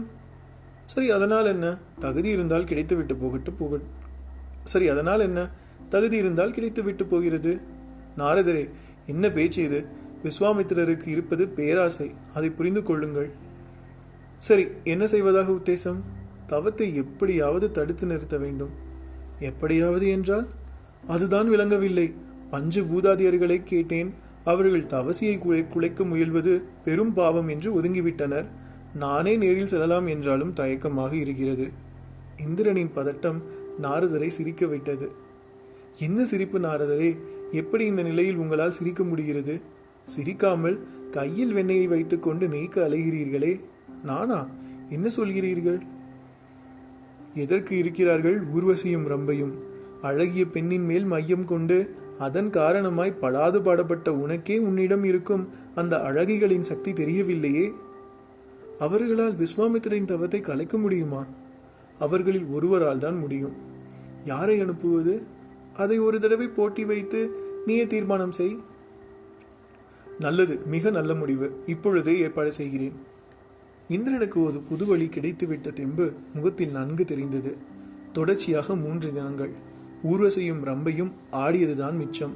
ஆட்டத்தில் யார் வெற்றி பெற்றார்கள், யாருடையது ஆட்டம் சிறந்த ஆட்டம் என்று ஒருவராலும் தீர்மானிக்க முடியவில்லை. ரம்பையும் ஊர்வசியும் அந்த அளவு ஒருவரை ஒருவர் ஈர்த்தனர். ஒருவருக்கு சாதகமாக தீர்ப்பளித்தாலும் அது மற்றவருக்கு பாதகமாகி அதனால் அந்த தேவமங்கையரின் சாபத்துக்கு உள்ளாக வேண்டி வந்துவிடுமோ என்று தேவர்கள் மனது கிடந்து தவித்தது. இந்திரனுக்கு தான் தலைவலி போய் திருகுவலி வந்த கதையாகிவிட்டது. நாரதரை அழைத்து பெரிதும் வருத்தப்பட்டான். நாரதரே, என்னை இப்படி குழப்பத்திலும் வம்பிலும் மாட்டிவிட்டு விட்டீரே என்று கலங்கினான். அந்த நொடி நாரதருக்கே ஒரு மாதிரியாகிவிட்டது. இந்திரா, இப்படியெல்லாம் ஒரு குழப்பம் வரும் என்று எதிர்பார்க்கவில்லை. என்னை மன்னித்து விடு என்றார். நாரதரே, மன்னிப்பதும் மன்னிக்காததும் பிறகு. முதலில் இந்த பிரச்சனை தீர சரியான வழியை கூறுங்கள். இந்திரன் அங்கலாய்த்தபடி நாரதரை திரும்பவும் இழுக்க நாரதரும் வெகு நேரம் யோசிக்கலானார். இறுதியாக ஒரு வழி கிடைத்து விட்டது போல துள்ளி குதித்தார். என்ன நாரதரே, ஏதாவது நல்ல வழி கிடைத்ததா? கிடைத்துவிட்டது இந்திரா, கிடைத்துவிட்டது. ஊர்வசி சிறந்தவளா ரம்பை சிறந்தவளா என்பதை கண்டறிய நம்மை எல்லாம் விட சிறந்தவன் ஒருவன் பூலோகத்தில் இருக்கிறான். பூலோகத்திலா? என்ன கூறுகிறீர்கள்? ஆம் இந்திரா, பூலோகத்தில் உஜ்ஜயினி பட்டினம் பற்றி நீ கேள்விப்பட்டிருப்பாயே. அதை தலைநகராக கொண்டு பூவுலகம் மொத்தத்தையும் இப்பொழுது ஆண்டு கொண்டிருப்பவன் விக்ரமாதித்தன் என்பவன். அவன்தான் இந்த சிக்கலில் இருந்து உன்னை விடுவிக்க முடிந்தவன். அப்படியா? விக்ரமாதித்தன் அப்படி ஒரு வல்லவனா? ஆம், அவன் பிறப்பிலேயே விசேடமானவன். பிறக்கும் போதே அவனுக்கு 4 தாய்கள், 4வரும் 4 வகை வருணத்தவர் என்றால் பார்த்து கொள்ளேன். அப்படியா? விக்ரமாதித்தன் அவ்வளவு வல்லவனா? விக்ரமாதித்தன் தான் வல்லவன். புத்தி என்றால் விக்ரமாதித்தன், விக்ரமாதித்தன் என்றால் புத்தி. அடேயப்பா, நீங்களே இவ்வளவு வியந்து கூறுகிறீர்கள் என்றால் அதில் பொருள் இருக்கும். அப்படியானால் ஊர்வசி ரம்பையின் நாட்டியத்தை பரீட்சை செய்து பார்க்கும் பொறுப்பு இனி விக்ரமாதித்தனுடையதுதான். அவனை இந்த தேவ உலகம் அழைத்து வர இப்பொழுதே ஏற்பாடு செய்கிறேன். இந்திரன் உற்சாகமாக விடைபெற்றான். ஏடு ஒன்றில் கவிதை ஒன்றை எழுதியபடி இருந்த விக்ரமாதித்தன் முன்னால் இது தேவதூதர்கள் அப்படியே பிரசன்னமானார்கள். அவர்கள் மேல் சுகந்தம் வீசியது. உடம்பெல்லாம் பொன்னாய் ஜொலித்தது. விக்ரமாதித்தன் அவர்களை வியப்புடன் பார்க்க அவர்களும் வந்த விஷயத்தை கூறினார்கள். விக்ரமாதித்தனுக்கு பெரிதும் வியப்பாகிவிட்டது. அப்பொழுது அங்கு வந்த பட்டியும் வந்தவர்கள் சொன்னதை கேட்டு, அண்ணா, உங்கள் கீர்த்தியை பார்த்தீர்களா? அது தேவர் உலகம் வரை பரவிவிட்டது என்றான். விக்ரமாதித்தன் புன்னகைத்துவிட்டு, ஒரு நொடியில் வருகிறேன் என்று பட்டியுடன் எங்கோ கிளம்பினான். தேவதூதர்கள் காத்திருக்க ஆரம்பித்தனர். விக்ரமாதித்தனோ தனது அஷ்டமங்கல புரவி மேல் ஏறி ஆலவனத்தில் உள்ள அந்த காளி ஆலயத்திற்கு சென்று அம்பிகை முன் வணங்கி நின்றான். பட்டிக்கும் புரிந்துவிட்டது. தாயே, உன் கருணையால் எனக்கு இந்திரனிடம் இருந்தும் அழைப்பு வந்துள்ளது. நான் என் கடமையை இனிதாக செய்து முடிக்க நீயே துணை செய்ய வேண்டும் என்று அவன் வேண்டும் போது விக்ரமாதித்தன் கண்ணெதிரில் 2 வண்டுகள் பறந்து சென்று அருகில் உள்ள பொய்கை தாமரையை குடைந்து அதனுள் புகுந்து மறைந்தன. அந்த காட்சி விக்ரமாதித்தனை என்னவோ செய்தது. இருந்தும் அன்னை காளியின் சன்னதியில் அவ்வாறு நிகழ்வதன் பின்னால் பெரும் பொருள் இருப்பதாக யூகித்தவன் அப்படியே அங்கிருந்து புறப்பட்டான். புறப்படும் முன் அந்த வண்டு புகுந்த மலர் 2ஐயும் பறித்து எடுத்துக்கொண்டான். தேவர் உலகில் இந்திரனின் அரண்மனையில் விக்ரமாதித்தனுக்கு அப்படி ஒரு வரவேற்பு. இருப்பினும் சிலர் ஒரு நரனை இப்படி கொண்டாடுவது துளியும் அழகல்ல என்று முணுமுணுத்தனர். விக்ரமாதித்தனுக்கு இந்திரன் தனக்கு நிகராக ஒரு ஆசனத்தை ஒதுக்கி அதில் அமர்த்து விட்டான். பிறகு ஊர்வசி ரம்பையை ஆடப்பணித்து, விக்ரமாதித்தரே, இவர்களில் சிறந்தவரை எங்களால் உணர முடியவில்லை. உரிய சான்றுடன் நீங்கள் இவர்களில் சிறந்த ஆட்டக்காரியை எங்களுக்கு அடையாளம் காட்ட வேண்டும் என்று கூற இருவரும் நடனத்தை தொடங்கினர். முன்பு போலவே போட்டி மிக பலமாக இருந்தது. விக்ரமாதித்தனாலேயே கண்களால் அவர்கள் ஆட்டத்தை அனுமானித்து உணர முடியவில்லை. ஒரு நூலிழைக்கும் குறைவான அளவு கூட இருவருக்கும் இடையே வித்தியாசம் இல்லை. விக்ரமாதித்தன் மண்ணை கவப் போகிறான், இந்திரன் மேலும் குழம்பப் போகிறான் என்று பலரும் எண்ணிய போது விக்ரமாதித்தன் தன் மடிமேல் கிடந்த வண்டு புகுந்த மலர்களை பார்த்தான். சட்டென்று அவனுக்கு ஒரு எண்ணம் தோன்றியது. ஆடிக்கொண்டிருந்த இருவர் கரத்திலும் ஆளுக்கு ஒரு மலரை கொடுத்து, இந்த மலரை கையில் பிடித்துக்கொண்டு ஆடுங்கள், மேலும் அழகாக இருக்கும் என்றான். அவர்களும் அவ்வாறே ஆடினர். ஆனால் ரம்பை ஒரு கட்டத்தில் தாளம் பிசகி ஆடி தடுமாறி விழுந்தாள். அவள் கையில் மலரில் இருந்த வண்டு கடித்த அடையாளம். வண்டு கடியால் தான் அவள் அத்தனை தடுமாறிவிட்டாள். ஊர்வசியோ அயராமல் ஆடிக்கொண்டிருக்க இறுதியில் அவளையே சிறந்த நாட்டிய தாரகையாக அறிவித்த விக்ரமாதித்தன் அவள் கருத்து மலரையும் வாங்கி அதிலும் வண்டு உள்ளிருப்பதை அனைவருக்கும் காட்டினான். பின் வண்டுள்ள மலரை பக்குவமாக பற்றி ஆடுவதும் ஆட்டத்தில் ஒரு சிறப்பு. ரம்பை அம்மட்டில் சற்று கடினமாய் நடந்து கொண்டதால் வண்டு அவள் கரத்தை கொட்டிவிட்டது. ஆனால் ஊர்வசியோ மிக லகுவாக பூவை பூ போல் கையாண்டு அபிநயித்தாள். அதன் காரணமாக வண்டுக்கோ மலருக்கோ எந்த சேதமும் இல்லை. எனவே ஊர்வசியே சிறந்தவள் என்று கூற இந்திரன் முதலான தேவர்கள் அப்படியே வாயை பிளந்து விட்டனர். விக்ரமாதித்தா, உண்மையில் உனது அறிவு கூர்மையை எண்ணி நான் பெரிதும் வியக்கிறேன். எனது பெரிய குழப்பத்தை தீர்த்த உனக்கு ஈடு இணை இல்லாத பரிசினை அளிக்க விரும்புகிறேன். நீயும் அதை ஏற்றுக்கொள்ள வேண்டும் என்று இந்திரன் தனது பொக்கிஷ நிதிகளுடன் மிக பாதுகாப்பாக இருந்த ரத்தின சிம்மாசனத்தை தனது கணங்களின் உதவியுடன் வரவழைத்து அதை பரிசாக வழங்கினான். அது அசாதாரணமான சிம்மாசனம். சாமானியர்களால் அதில் ஏறி அமரவே முடியாது. அதன் முன் 32 படிகள், ஒவ்வொன்றிலும் ஒரு பதுமை நின்றபடி இருக்கும். பதுமையின் தலையை தொட்டுதான் படிப்படியாய் ஏறி சிம்மாசனத்தை அடைய வேண்டும். அப்படி அடைந்து அதில் அமர்ந்து விட்டாலோ 1000 ஆண்டுகள் எந்த குறையுமின்றி ராஜ்ய பரிபாலனம் செய்யலாம். உலகில் எவராலும் வெல்ல முடியாது. 1000 ஆண்டுகள் அதில் அமர்பவர் நாடாளலாம் என்பது விதி. அந்த ரத்தின சிம்மாசனம் முதலில் கைலாயத்தில் சிவபூதகணங்களிடம் இருந்தது. இந்திரன் தேவலோக நாயகனாக பதவியேற்ற போது வஜ்ராயுதத்தனுடன் கற்பக விருட்சம், காமதேனு இவைகளுடன் அந்த சிம்மாசனத்தை பூதகணங்கள் தங்கள் பரிசாக வழங்கியிருந்தனர். ஆயினும் அதில் இந்திரனாலேயே ஏறி அமர்ந்து ஆட்சி செய்ய முடியவில்லை. அதற்கு அவசியமும் ஏற்படவில்லை. இருப்பினும் அந்த சிம்மாசனத்து பதுமைகளின் வாயை அடைத்து அதில் ஒரு வீர புருஷனை அமர்த்தி பார்க்கும் ஒரு ஆசை இந்திரன் மனதில் இருந்து கொண்டே இருந்தது. விக்ரமாதித்தனின் வீரத்தையும் விவேகத்தையும் பார்க்கவும் அவனே மிக உகந்தவன் என்று முடிவு செய்தவன் அதை அப்படியே தூக்கி விக்ரமாதித்தனுக்கு கொடுத்து விட்டான். 32 பதுமைகளுடன் கூடிய சிம்மாசனமும் விக்ரமாதித்தனுக்கு சொந்தமாயிற்று. பூலோகத்திற்கு உஜ்ஜயினிக்கு அந்த சிம்மாசனத்தை கொண்டு வந்து அதை அரசவையில் நிறுவி ஒரு நல்ல நாளில் அதில் ஏறி அமர அவன் முடிவு செய்து அதை தன் அருமை சகோதரனான பட்டியனிடம் கூறினான். அதை கேட்ட பட்டிக்கோ சொல்ல முடியாத அளவு மகிழ்ச்சி, கூடவே வருத்தமும். அண்ணா, இந்திரலோகம் சென்று அரிய சிம்மாசனத்தை பெற்றுக்கொண்டு வந்து விட்டீர்கள். அதில் 1000 ஆண்டு அமர்ந்து ஆட்சி செய்யலாம் என்பதும் எனக்கு விளங்கிற்று. உங்களுக்கும் அதனால் ஆயுள் பலம் ஏற்பட்டுவிடும். ஆனால் உங்கள் தம்பி நான் உடனிருக்க வழி இல்லையே, என்ன செய்வது? பட்டியின் வருத்தம் விக்ரமாதித்தனையும் தொற்றிக்கொண்டது. உண்மைதான் பட்டி, அன்று உரிகளை வீழ்த்தி அன்னை மாகாளியிடம் நான் வரம் பெறவும் நீ காரணமாக இருந்தாய். இன்று ரத்தின சிம்மாசனம் கிடைத்துவிட்ட நிலையில் எனக்கே ஆயுள் பலம் அதிகரித்துள்ளது. உன்னை விட்டுவிட்டேன், இதற்காக வருந்துகிறேன். அதே சமயம் உன்னை பிரிந்து நான் இந்த 1000 ஆண்டுகளை ஆட்சி செய்யவெல்லாம் விரும்பவில்லை என்றான். பட்டியின் கண்கள் கலங்கிவிட்டன. அண்ணா, ஒரு நல்ல வழி இருக்கிறது. உங்களுக்கு அருளிய அதே மாகாளி எனக்கும் அருளுவாள் என்ற பட்டி உடனே அதன் நிமித்தம் அங்கிருந்து வெளியேறத் தொடங்கினான்.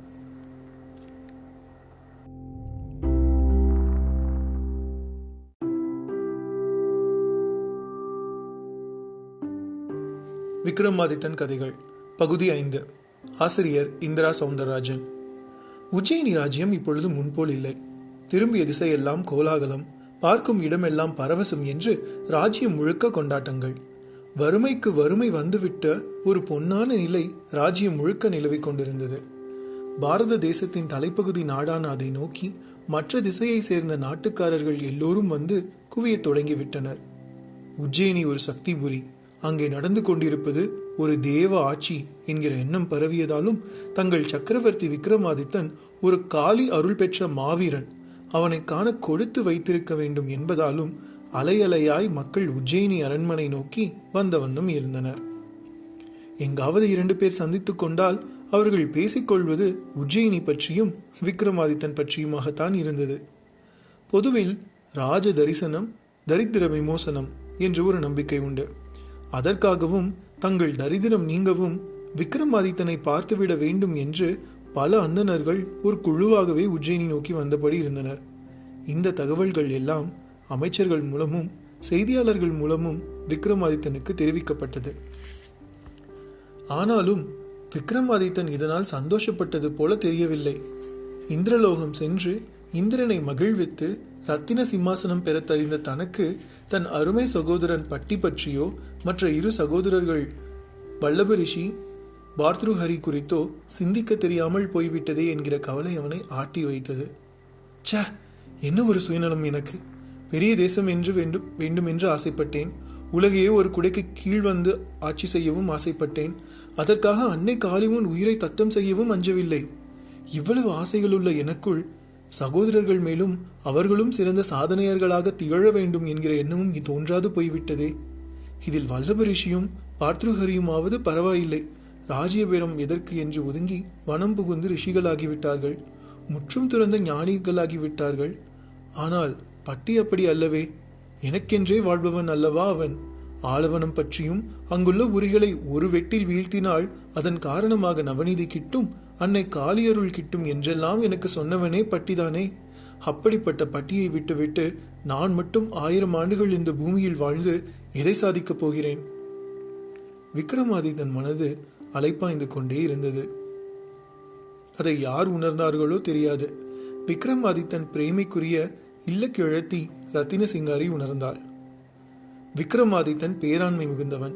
மஞ்சத்தில் சிங்காரியின் தோலை பற்றும் போதே அன்றைய அவனது காமத்தின் வேகமும் அதன் ஆழமும் அவளுக்கு தெரிந்துவிடும். அது ஒரு விதமான வலி, ஆனால் இன்ப வலி. உலகில் யாருக்கும் வலி பிடிக்காது.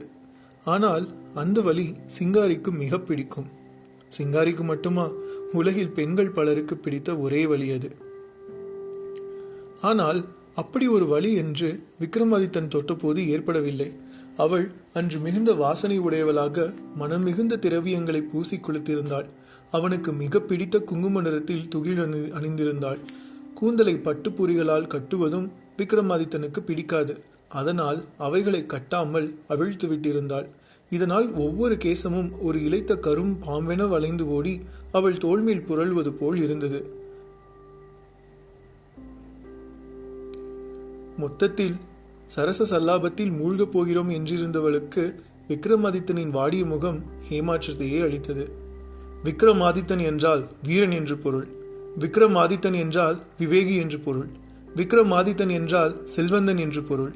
விக்ரமாதித்தன் என்றால் பூலோக இந்திரன் என்றும் ஒரு பொருள். விக்ரமாதித்தன் என்றால் கவலையே இல்லாதவன், காலத்தை வென்றவன், தோல்வியை காணாதவன் என்று அரசவையில் பல கவிஞர்கள் அவனை புகழ்ந்தது எல்லாம் அந்த நொடியில் ரத்ன சிங்காரியின் எண்ணத்தில் ஓடியது. ராஜா, என்ன இது, தங்களுக்கும் சோகமா? கேட்டே விட்டாள். ஆம் ரத்னா, நான் ஒரு சுயநலம் பிடித்தவன், மன்னனாக தகுதியில்லாதவன். ஐயோ, என்ன இது, தாங்களா இப்படி பேசுவது? ஆம், நான் சொல்வதுதான் உண்மை. எதனால் இப்படி பேசுகிறீர்கள்? எனக்காக எதையும் செய்வான் என் தம்பி பட்டி. அதனால்தான் அன்னை மாகாளி தரிசனமும் நவநிதியமும் கிட்டியது. இந்த உலகுக்கே நானும் சக்கரவர்த்தியானேன். அடுத்து இந்திரனால் 1000 ஆண்டு ஆட்சி செய்யும் வல்லமையான வரமும் பெற்றேன். ஆனால் எல்லா இடங்களிலும் எல்லாமும் எனக்கே கிட்டியது. ஆனால் அதற்கு காரணமான தம்பி பட்டியை நான் மறந்தே போனேன். ஓ, இதுதான் உங்கள் கவலைக்கு காரணமா? என்ன அவ்வளவு சாதாரணமாக கூறிவிட்டாய்? காரணகர்த்தாவை மறப்பனும், நன்றி கொள்பவனும், குரு துரோகியும், தாய் தந்தையரை பட்டினி போடுபவனும், தாலி கட்டிய மனைவியை கைவிடுபவனும் நரகத்தில் வாழ்வார்கள் என்கிறது நீதி சாஸ்திரம். அப்படியானால் நரகம் கேட்டுவிடும் என்ற பயமா உங்களுக்கு? பைத்தியக்காரி, எந்த நொடி என் சுயநலம் எனக்கு தெரிய வந்ததோ அந்த நொடியிலிருந்தே நான் நரகத்தில் தானே இருக்கிறேன். என்னதான் கூற விரும்புகிறீர்கள் பிரபு? நான் நரகத்தில் இருப்பதோ சொர்க்கத்தில் இருப்பதோ என் வரையில் விஷயமே இல்லை. என் தம்பி பட்டி நான் எங்கிருந்தாலும் என்னுடன் இருக்க வேண்டும். நான் 1000 ஆண்டு வாழ்ந்தால் அவனும் வாழ்ந்திட வேண்டும். ஓ, இப்போது அவருக்கு ஆயுள் பலம் தான் பிரச்சனையா? ஆம், அது மட்டுமல்ல, இந்த 1000 வருடங்களில் என் குடிமக்கள் கஷ்டமே படக்கூடாது. அதாவது நான் ஆட்சி செய்யும் இந்த 1000 வருடமும் இந்த உலகில் மக்கள் செல்வ செழிப்போடு துன்ப ரேகையே படாமல் வாழ வேண்டும். போர்களோ பஞ்சமோ எதுவும் வரக்கூடாது. இதெல்லாம் தான் இந்த நொடியின் விருப்பமாகும். இப்படி நான் முன்பே சிந்தித்து அன்னை காளியிடம் வரம் கேட்க தவறிவிட்டேன். அந்த தவறுதான் இப்பொழுது ஒரு முள்ளா என் மனதை குத்தியபடி இருக்கிறது. ஓ, எத்தனை உயரிய எண்ணம் பிரபு உங்களுக்கு! இந்த உயரிய எண்ணம் முன்பே தோன்றாமல் போய்விட்டதே. அதனால் என்ன, மீண்டும் ஒரு முறை அந்த காளியை தரிசித்து அவளிடம் இந்த விருப்பங்களை கூறி வரங்களை கேட்டுவிட்டால் போயிற்று. அது என்ன அத்தனை சுலபமா ரத்ன சிங்காரி? அன்னை மாகாளி என்ன அடுத்த நாட்டு அரசனா நான் நினைத்தவுடன் சந்திப்பதற்கு? என்றால் இதற்கு என்னதான் முடிவு? அதுதான் எனக்கும் தெரியவில்லை. எவ்வளவோ சிக்கல்களுக்கெல்லாம் விடை கூற முடிந்த எனக்கு இம்மட்டில் ஒரு உபாயமும் புலப்படவில்லை. அப்படி கூறாதீர்கள். இதற்கு சரியான பதிலை உங்களால் கூற முடியாவிட்டால் என்ன, உங்கள் தம்பி பட்டியிடமே கேட்டுவிட வேண்டியதுதானே? ஆம், அதுதான் சரி. ஆனால் பட்டி என்னை தேய்ச்சிவிட்டு எங்கோ சென்று விட்டான். எங்கு என்றும் கூறவில்லை. அப்படியானால் உங்களுக்கான ஒரு விடையுடன் தான் அவர் வருவார், கவலைப்படாதீர்கள். அப்படியா சொல்கிறாய் நீ? ஆம், நிச்சயம் பட்டி நல்ல செய்தியுடன் தான் வருவார். நீங்கள் வேண்டுமானால் பாருங்கள். ரத்னசிங்காரி விக்ரமாதித்தனுக்கு நம்பிக்கை அளித்தாள்.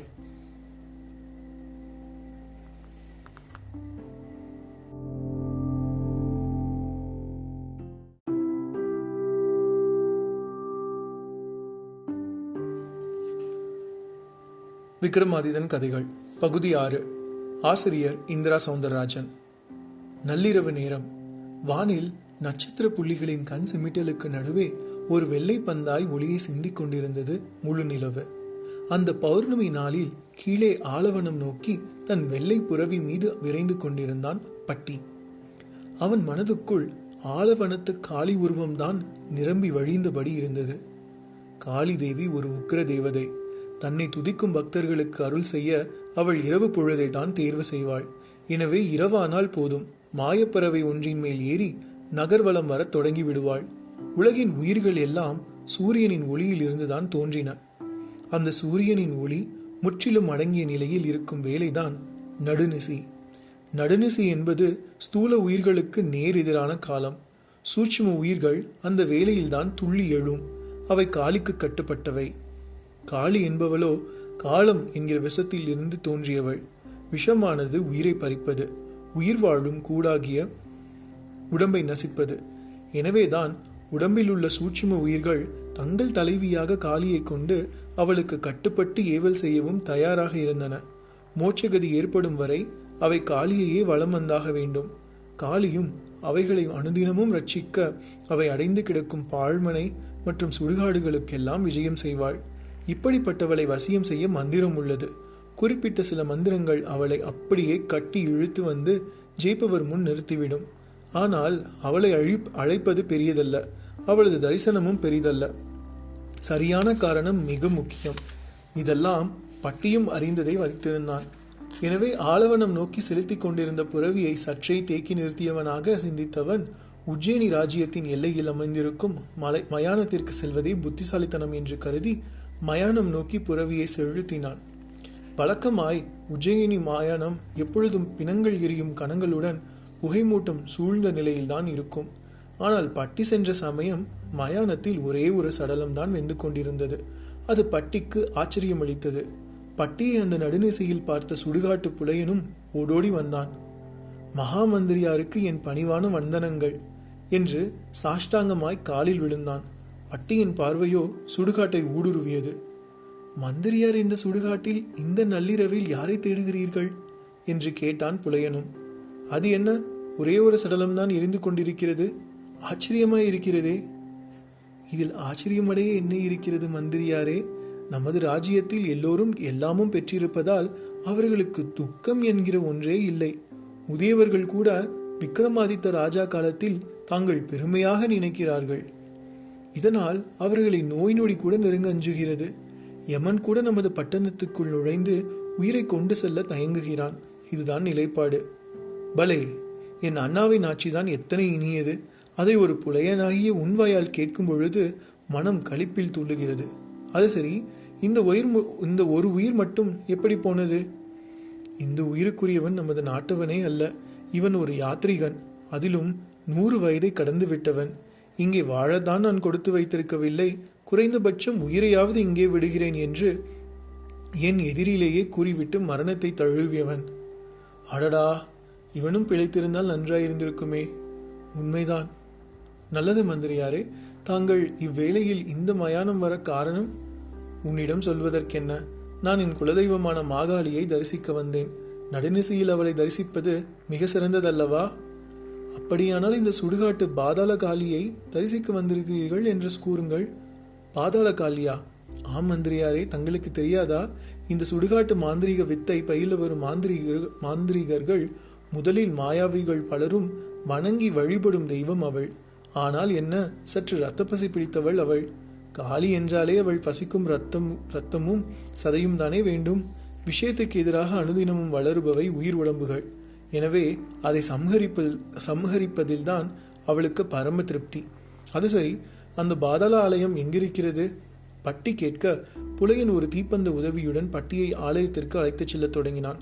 இடையில் அநேக சமாதிகள், அவைகளில் பல சமாதிகள் பிளவுபட்டு அவைகளில் கோரை புதர்கள் மண்டி வளர்ந்திருந்தன. சுடுகாட்டு வனாந்திரத்திற்கே உரிய காட்சிகள். கருப்பு நிற நாய்களுக்கு இரவு நேரங்களில் மனித உடலை சுவைப்பது என்றால் மிகவும் விருப்பம். அவை ஒரு கூட்டமாய் வந்திருந்தன. இடையில் உடைவாளுடன் பட்டி கம்பீரமாய் நடந்து வருவதை பார்த்து நாலாபுறமும் அவை ஓடின. அப்படி அவை ஓடுகையில் அவைகளின் விசை மிகுந்த கால்பட்டு எப்பொழுதோ புதைக்கப்பட்டு கால வெள்ளத்தால் மெல்ல வெளிப்பட்டு விட்ட பல உடல்களின் கபால மண்டை ஓடுகள் பந்துகள் போல் உருண்டு ஓடின. பட்டி துளியும் அச்சமின்றி அவைகளை கண்டபடி புலையனின் பின்னால் நடந்தான்.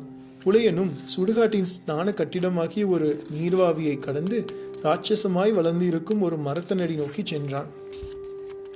அந்த மரத்தின் நடுவில் ஒரே ஒரு மனிதன் மட்டும் நுழைய முடிந்த அளவில் ஒரு மிகப்பெரிய பொந்து. அந்த பொந்தை காட்டி, இதனுள் புகுந்து சென்றால் பாதாள மாகாளி சன்னதி வரும் என்றான். பட்டியும் உற்சாகமாக அதனுள் நுழைந்தான். அந்த மரபொந்தின் கீழ் விஸ்தாரமாய் ஒரு தளம், அதை அடைய கற்படிகள், கற்படிகளில் இறங்கி தளத்தை அடையவும் உட்புறம் குகை போல் மேடும் பள்ளவுமாய் கூரை பரப்பு தெரிந்தது. அதில் ஈசானிய வடகிழக்கு பாகத்தில் மாகாளி ஆஜானுபாகுவாய் 12 கரத்துடன் நீண்ட நாக்கு ஒரு முழத்துக்கு வெளியே தெரிய ஒரு காலை உயர தூக்கி ஒரு காலால் தன்னை தாங்கியபடி அவள் நிற்கும் கோலமே படு மிரட்டலாக இருந்தது. அந்த நொடி அவளை தரிசித்த பரவசத்துடன், தாயே மாகாளி, உன் பக்தன் வந்திருக்கிறேன் அம்மா என்று அப்படியே சாஷ்டாங்கமாய் விழுந்து வணங்கினான். பின்னாலேயே தொடர்ந்து இறங்கி வந்த புலையனும் காளி மாதாவை வணங்கியவனாய், இன்று பௌர்ணமி தினம். முன்பெல்லாம் பௌர்ணமிக்கு பௌர்ணமி ஒரு யோகி இந்த பாதாள காளியை தரிசிக்க வருவார். விடிய விடிய அமர்ந்து லட்சம் முறை அவளது மூல மந்திரத்தை ஜெபித்து சூரியன் உதிக்கும் தருணத்தில் தன் சிரத்தை தன் கைகளாலே வெட்டி எடுத்து அதை அப்படியே காளிதேவியின் திருவடிகளில் வைப்பார். அப்பொழுது அண்ட சராசரம் நடங்கும்படி சத்தம் கேட்கும். ஆகாயத்தில் இடி ஒலிகள் கேட்க, மின்னல்கள் கிடைத்து ஓட, அந்த சிரமலருக்காக அன்னை காளியும் நேரில் பிரசன்னமாவாள். அடுத்த நொடி அந்த சிரமலரும் அந்த யோகியின் உடம்போடு சேர்ந்துவிடும். ஒருமுறை நான் இந்த அரிய காட்சியை கண்டிருக்கிறேன் என்றான் புலையன். அடுத்த நொடியே பட்டியின் மனதும் கணக்கு செய்துவிட்டது. ஆலவனத்தில் விக்ரமாதித்தனும் உரிகளை வெட்டி உயிரை தத்தமாய் தரவும் தான் அன்னை பிரசன்னமானாள். இங்கேயும் அவளுக்கு உயிர் பரிசுதான் பிடித்திருக்கிறது. அது மட்டுமல்ல, தன்னையே அன்னையிடம் அர்ப்பணிப்பது என்பது சாதாரணமல்ல. அதிலும் என்சான் உடம்பில் பிரதான ஒரு பேர் சிரசுதான். அதை கொய்து சமர்ப்பிக்க எவ்வளவு தைரியம் வேண்டும், எவ்வளவு பக்தி வேண்டும், எவ்வளவு நம்பிக்கை வேண்டும். பட்டியும் சிந்தித்த நிலையில் முடிவுக்கு வந்து விட்டான். புலையனிடம் உனக்கு அந்த மூலமந்திரம் தெரியுமா என்று கேட்க, புலையன் சிரசு உற்சாகமாக ஆடியது. எனக்கு நீ அதை போதிப்பாயா? ஐயா, நானே அதை உபதேசமாக பெறவில்லை. அந்த யோகி விடைவிடாமல் ஜெபிக்கும் பொழுது அதை காதில் கேட்டு தெரிந்து கொண்டேன். அப்படியானால் அது என்னவென்றாவது சொல். அந்த புலையனும் அந்த மந்திரத்தை கூறினான். பட்டியும் அதை கவனமாக கேட்டுக்கொண்டான். புலையனுக்கும் அதை பார்க்க ஆசை பிறந்தது. இந்த உலகத்துக்கெல்லாம் மந்திரியாக இருப்பவருக்கு அன்னை மாகாளி தரிசனமும் அவளிடம் வரமும் தேவைப்படுகிறது. அப்படி இருக்க ஒரு இழிவான சுடுகாட்டு புலையனான எனக்கு அவளால் மட்டும்தானே கடைத்தேற்றம் தர முடியும். விடக்கூடாது. இது ஒரு அரிய சந்தர்ப்பம். நாமும் பட்டியுடன் சேர்ந்து அந்த மூல மந்திரத்தை ஜெபிக்க வேண்டியதுதான் என்று தீர்மானித்த புலையன் அந்த பாதாளி காளி கோவிலில் அவனோடு சேர்ந்து சற்று தள்ளி அமர்ந்து கொண்டு பட்டி எப்படி கண்களை மூடிக்கொண்டு இடைவிடாமல் ஜெபிக்கிறானோ அதை போலவே ஜெபிக்க தொடங்கினான். அந்த பாதாள காளி கோவிலே அவர்கள் இருவரும் உச்சரிக்க தொடங்கிய மூல மந்திரத்தால் மெல்ல மெல்ல நிரம்ப ஆரம்பித்தது.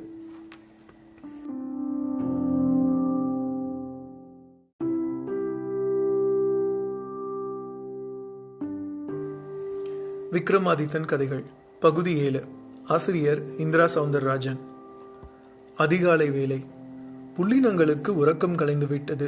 படு உற்சாகமாக அவைகளும் சலபுல சலபுல என்ற கூச்சலிடத் தொடங்கிட, கிழக்கு அடிவான பரப்பில் ஒரு பழுத்த மஞ்சள் பழமாட்டம் ஆதித்தனும் எட்டி பார்க்க ஆரம்பித்தான். அவனது நீண்ட கதிர் கிரகணங்கள் உலகில் அவ்வளவு இருட்டையும் பிடித்து ஒரே விழுங்காக விழுங்கிவிட, அதிகாலைக்கே உண்டான புத்துணர்ச்சியும் ஈரக்குளிர்ச்சியும் எங்கும் நிரம்பி காணப்பட்டது. அது அந்த மயானத்திலும் நிரம்பி தழும்பியது. பாதாளகாளியின் ஆலயத்தினுள்ளும் அதன் ஊடுருவல் ஒரே ஒரு கதிர்கற்றை மட்டும் மரப்பொந்து ஒன்றின் வழியாக அன்னை காளியின் நெற்றி மீது நேராக விழும். அப்படி விழுந்தால் அதை வைத்தே விடிந்து விட்டதை உணர்ந்து கொள்ளலாம். அவ்வாறு வெளிச்சக்கற்றை விழுந்த நொடி பட்டியும் அதை கண்டவனாய் மூல மந்திரத்தை ஜெபித்தவரை போதும் என்று நிறுத்தி தன் இடையில் இருக்கும் உடைவாளை எடுத்து ஒரு முறை அதை உற்று பார்த்தான்.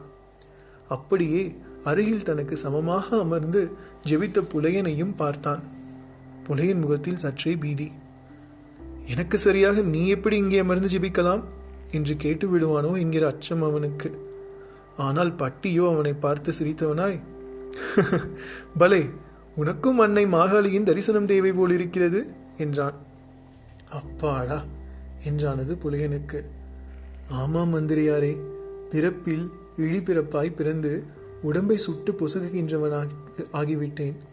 கடை தேறி ஒரு பெரும் புலவனாக அல்லது பாடகனாக இரவா புகழ் பெற்று வாழ விரும்புகிறேன். நல்ல ஆசைதான். காளி மாதா அதை உனக்கு அருளட்டும் என்றான். உங்கள் பெருந்தன்மைக்கும் ஒத்துழைப்புக்கும் என் நன்றிகள் மந்திரியாரே. உங்களை நான் ஒரு கேள்வி கேட்கலாமா? தெரியும், எனக்கு என்ன பெரிய தேவை இருக்கிறது என்று அன்னையின் வரத்துக்காக இங்கே நான் வந்திருக்கிறேன் என்பதுதானே உன் கேள்வி? ஆமாம் மந்திரியாரே. இந்த பரந்த உலகத்தை 1000 ஆண்டுகளுக்கு எந்த குறையும் இன்றி ஏறிய சிம்மாசனத்தில் இருந்து இறங்காமல் ஆளும் விதமாய் ஒரு வரத்தை அன்னை காளியிடமும் இந்திரலோகத்திலிருந்தும் பெற்றுவிட்டான் என் சகோதரன் விக்ரமாதித்தன்.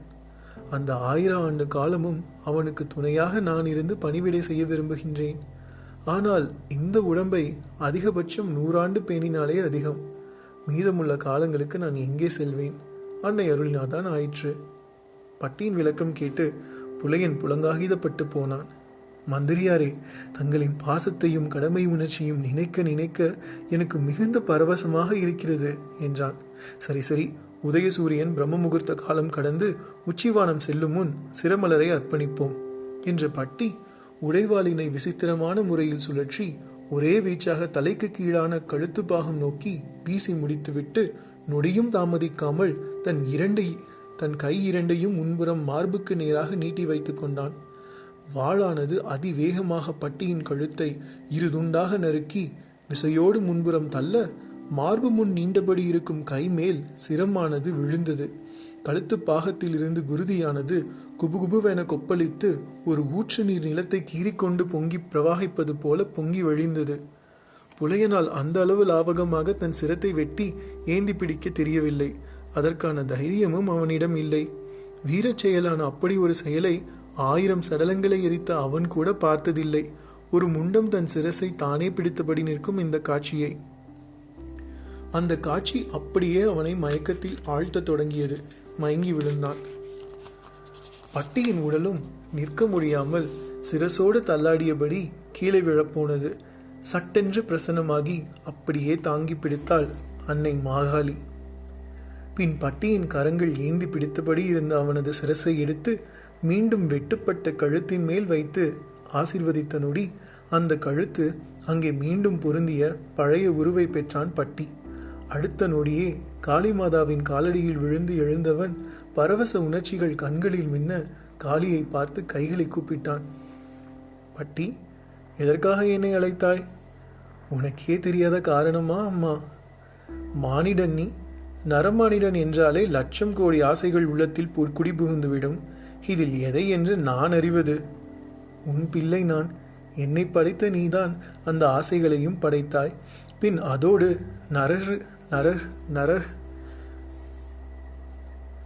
நரர்களாகிய நாங்கள் மோதவும் வைத்தாய்.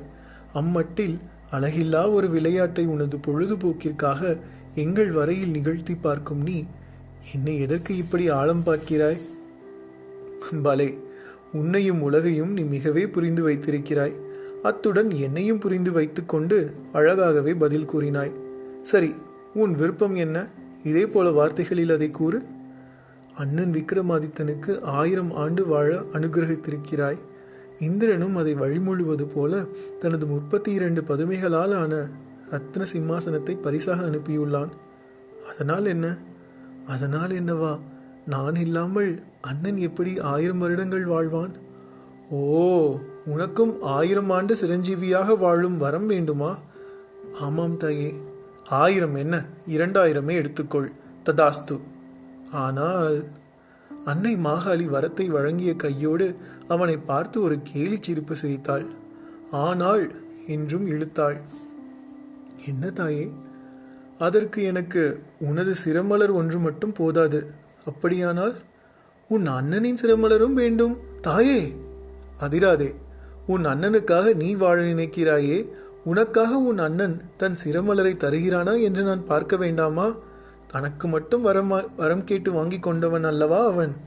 அம்மா, என்ன இது சோதனை? என் சகோதரன் பரம உத்தமன், எனக்காக உயிரையும் தருவான். அப்படியானால் வாங்கி வா, பிறகு நானும் வரம் தருகிறேன். அன்னை அந்த பதிலோடு வந்த வேகத்தில் மறைந்தாள். அதே சமயம் புலையனும் மயக்கம் நீங்க எழுந்தவன் பட்டியை உயிருடன் பார்த்து சிலிர்த்து போனான். மந்திரியாரே, தாங்கள் உயிருடன் இருக்கிறீர்களா? தங்களுக்கு ஒன்றும் ஆகவில்லையே என்று பதறவும் செய்தான். அன்னை மாகாளி என்னை கைவிடவில்லை புலையனே. ஆமாம், நீயும் என்னோடு சேர்ந்து சிரமலர் தர தயாரானாயே. உன் வரையில் என்ன நடந்தது? என்ன நடக்கும்? உயர உயர பறந்தாலும் ஊர்க்குருவி பறந்தாகாது என்பது விளங்கி போயிற்று. அனுதினமும் உடல்களை சுட்டு பிழைக்கும் எனக்கும் உயிர்மேல் பற்றும் அச்சமும் இருப்பதை இன்றுதான் தெரிந்து கொண்டேன். உங்களைப் போல தன் சிரத்தை தானே துண்டித்து பின் அதை தானே ஏந்தும் அளவு ஒரு வல்லமை எனக்கில்லை மந்திரியாரே என்று நீண்ட ஒரு விளக்கமளித்தான் புலையன். பட்டியின் முகத்தில் அதன் நிமித்தம் ஒரு மிதப்பான புன்னகை வந்து தேங்கியது. அப்படியே விக்ரமாதித்தனை சந்தித்து அவனிடம் அவன் தலையையே கேட்கப் போவதும் ஒரு முறை ஞாபகத்தில் வந்தது. விக்ரமாதித்தன் தம்பிக்காக தன் தலையை தருவானா? என்னாகும்?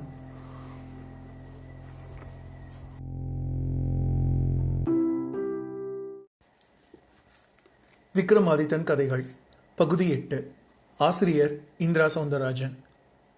உஜ்ஜயினி ராஜ்யத்தின் ஊரு எல்லை வரை புறவியில் வந்து பின் அங்கு காத்திருந்த பல்லக்கில் ஏறிக்கொண்ட பட்டிக்கு நடந்த அவ்வளவும் ஒரு கனவு போலவும் இருந்தது.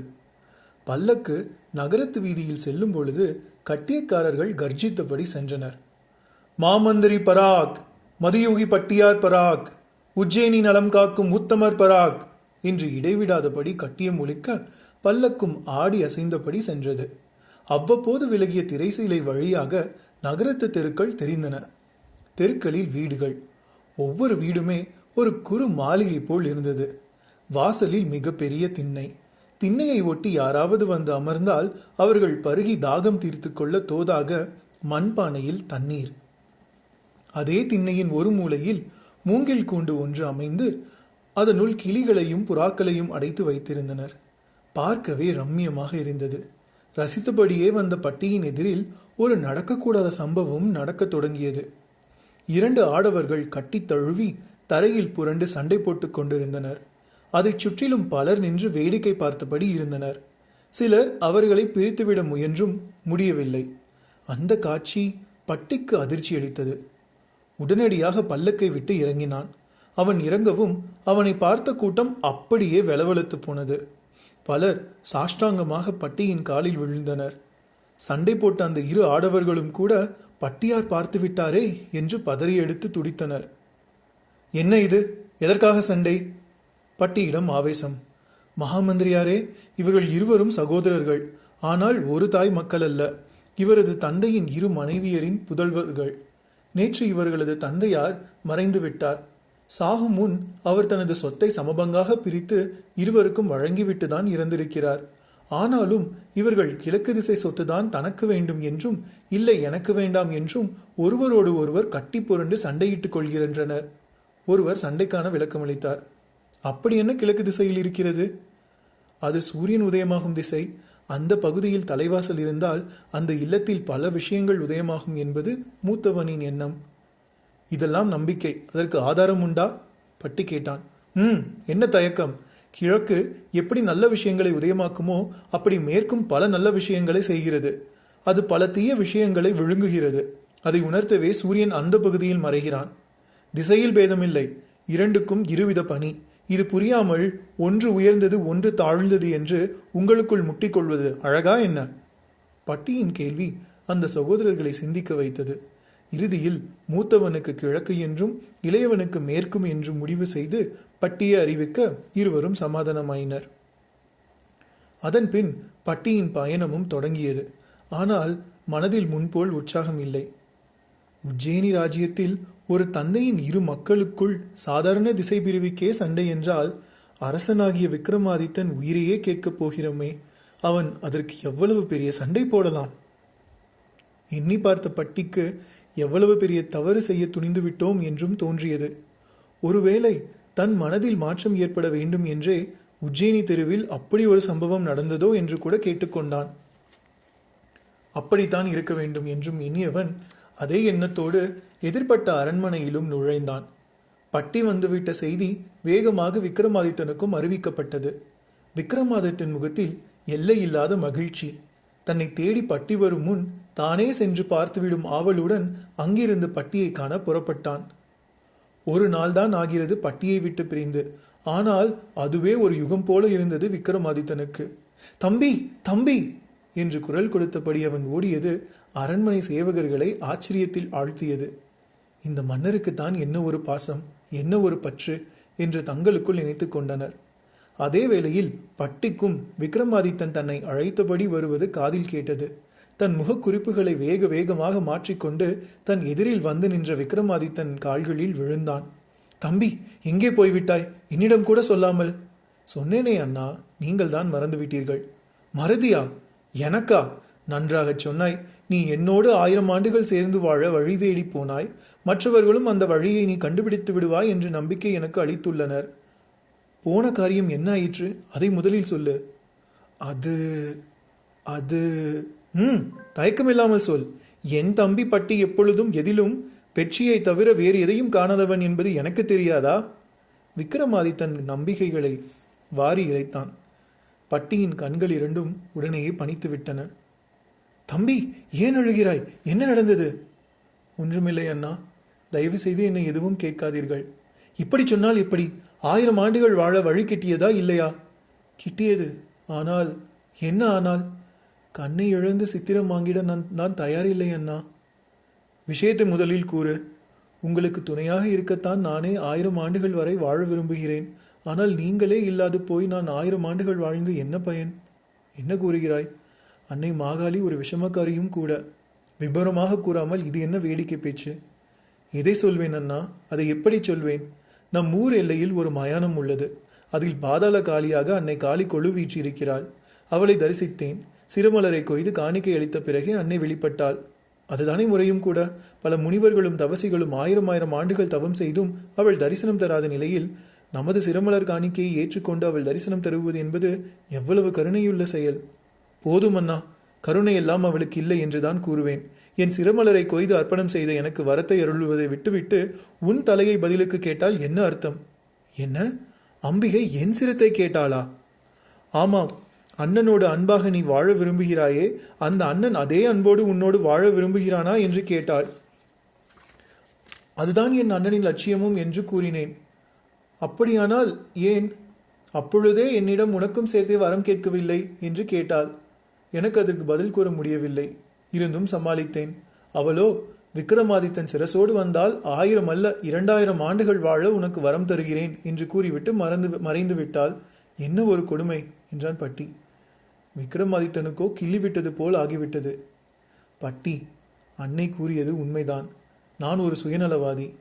உன் அளவு பிற நலம் எனக்கு இருந்திருந்தால் எவ்வளவோ நன்றாக இருந்திருக்கும். நானும் எனக்கு என்று வரம் கேட்காமல் இந்த உலகில் உள்ள அனைவருக்கும் நல்வாழ்வு வேண்டும் என்று கேட்டிருப்பேன். ஆனால் நான் அப்படி கேட்கவில்லையே.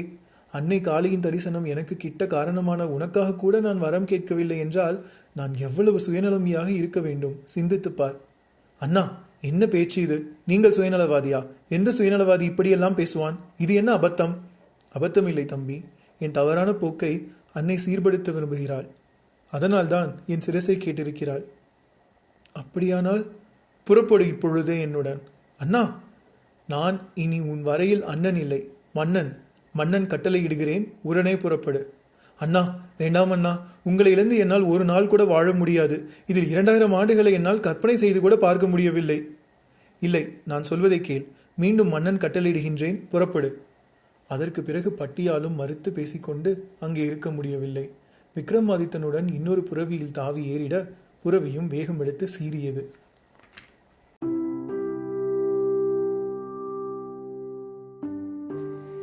விக்ரமாதித்தன் கதைகள் பகுதி 9.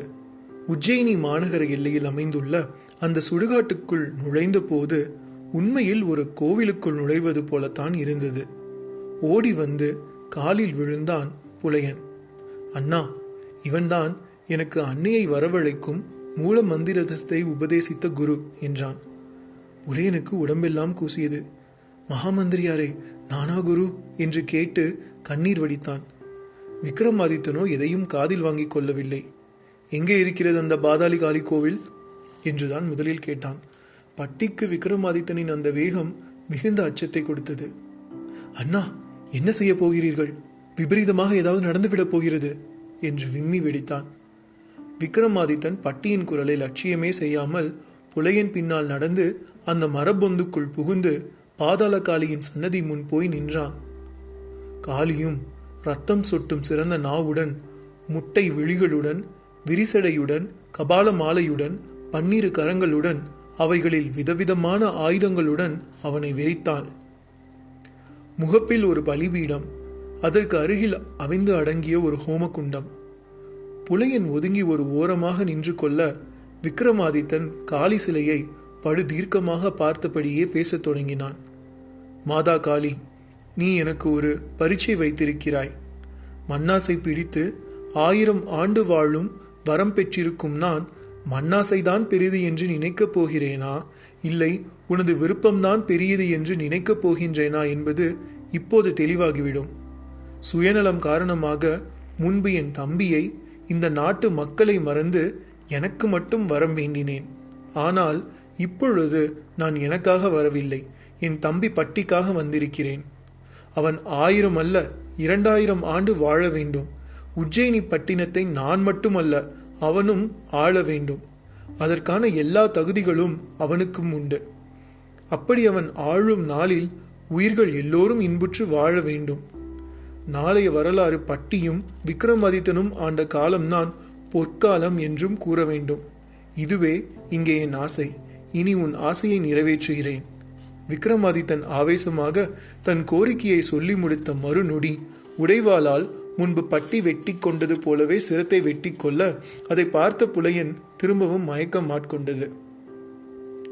ஆனால் பட்டியோ மயங்காமல், அதே சமயம் பாசத்தீயிலும் வெந்துவிடாமல் காளியை பார்க்க உருண்டு விழுந்த விக்ரமாதித்தன் தலை நேராக காளியின் திருவடிகளை தேடிச் சென்று நின்றது. அடுத்த நொடி அன்னை மாகாளியும் பிரசன்னமானாள். 1000 சூரிய பிரகாசம் அவள் முகத்தில்.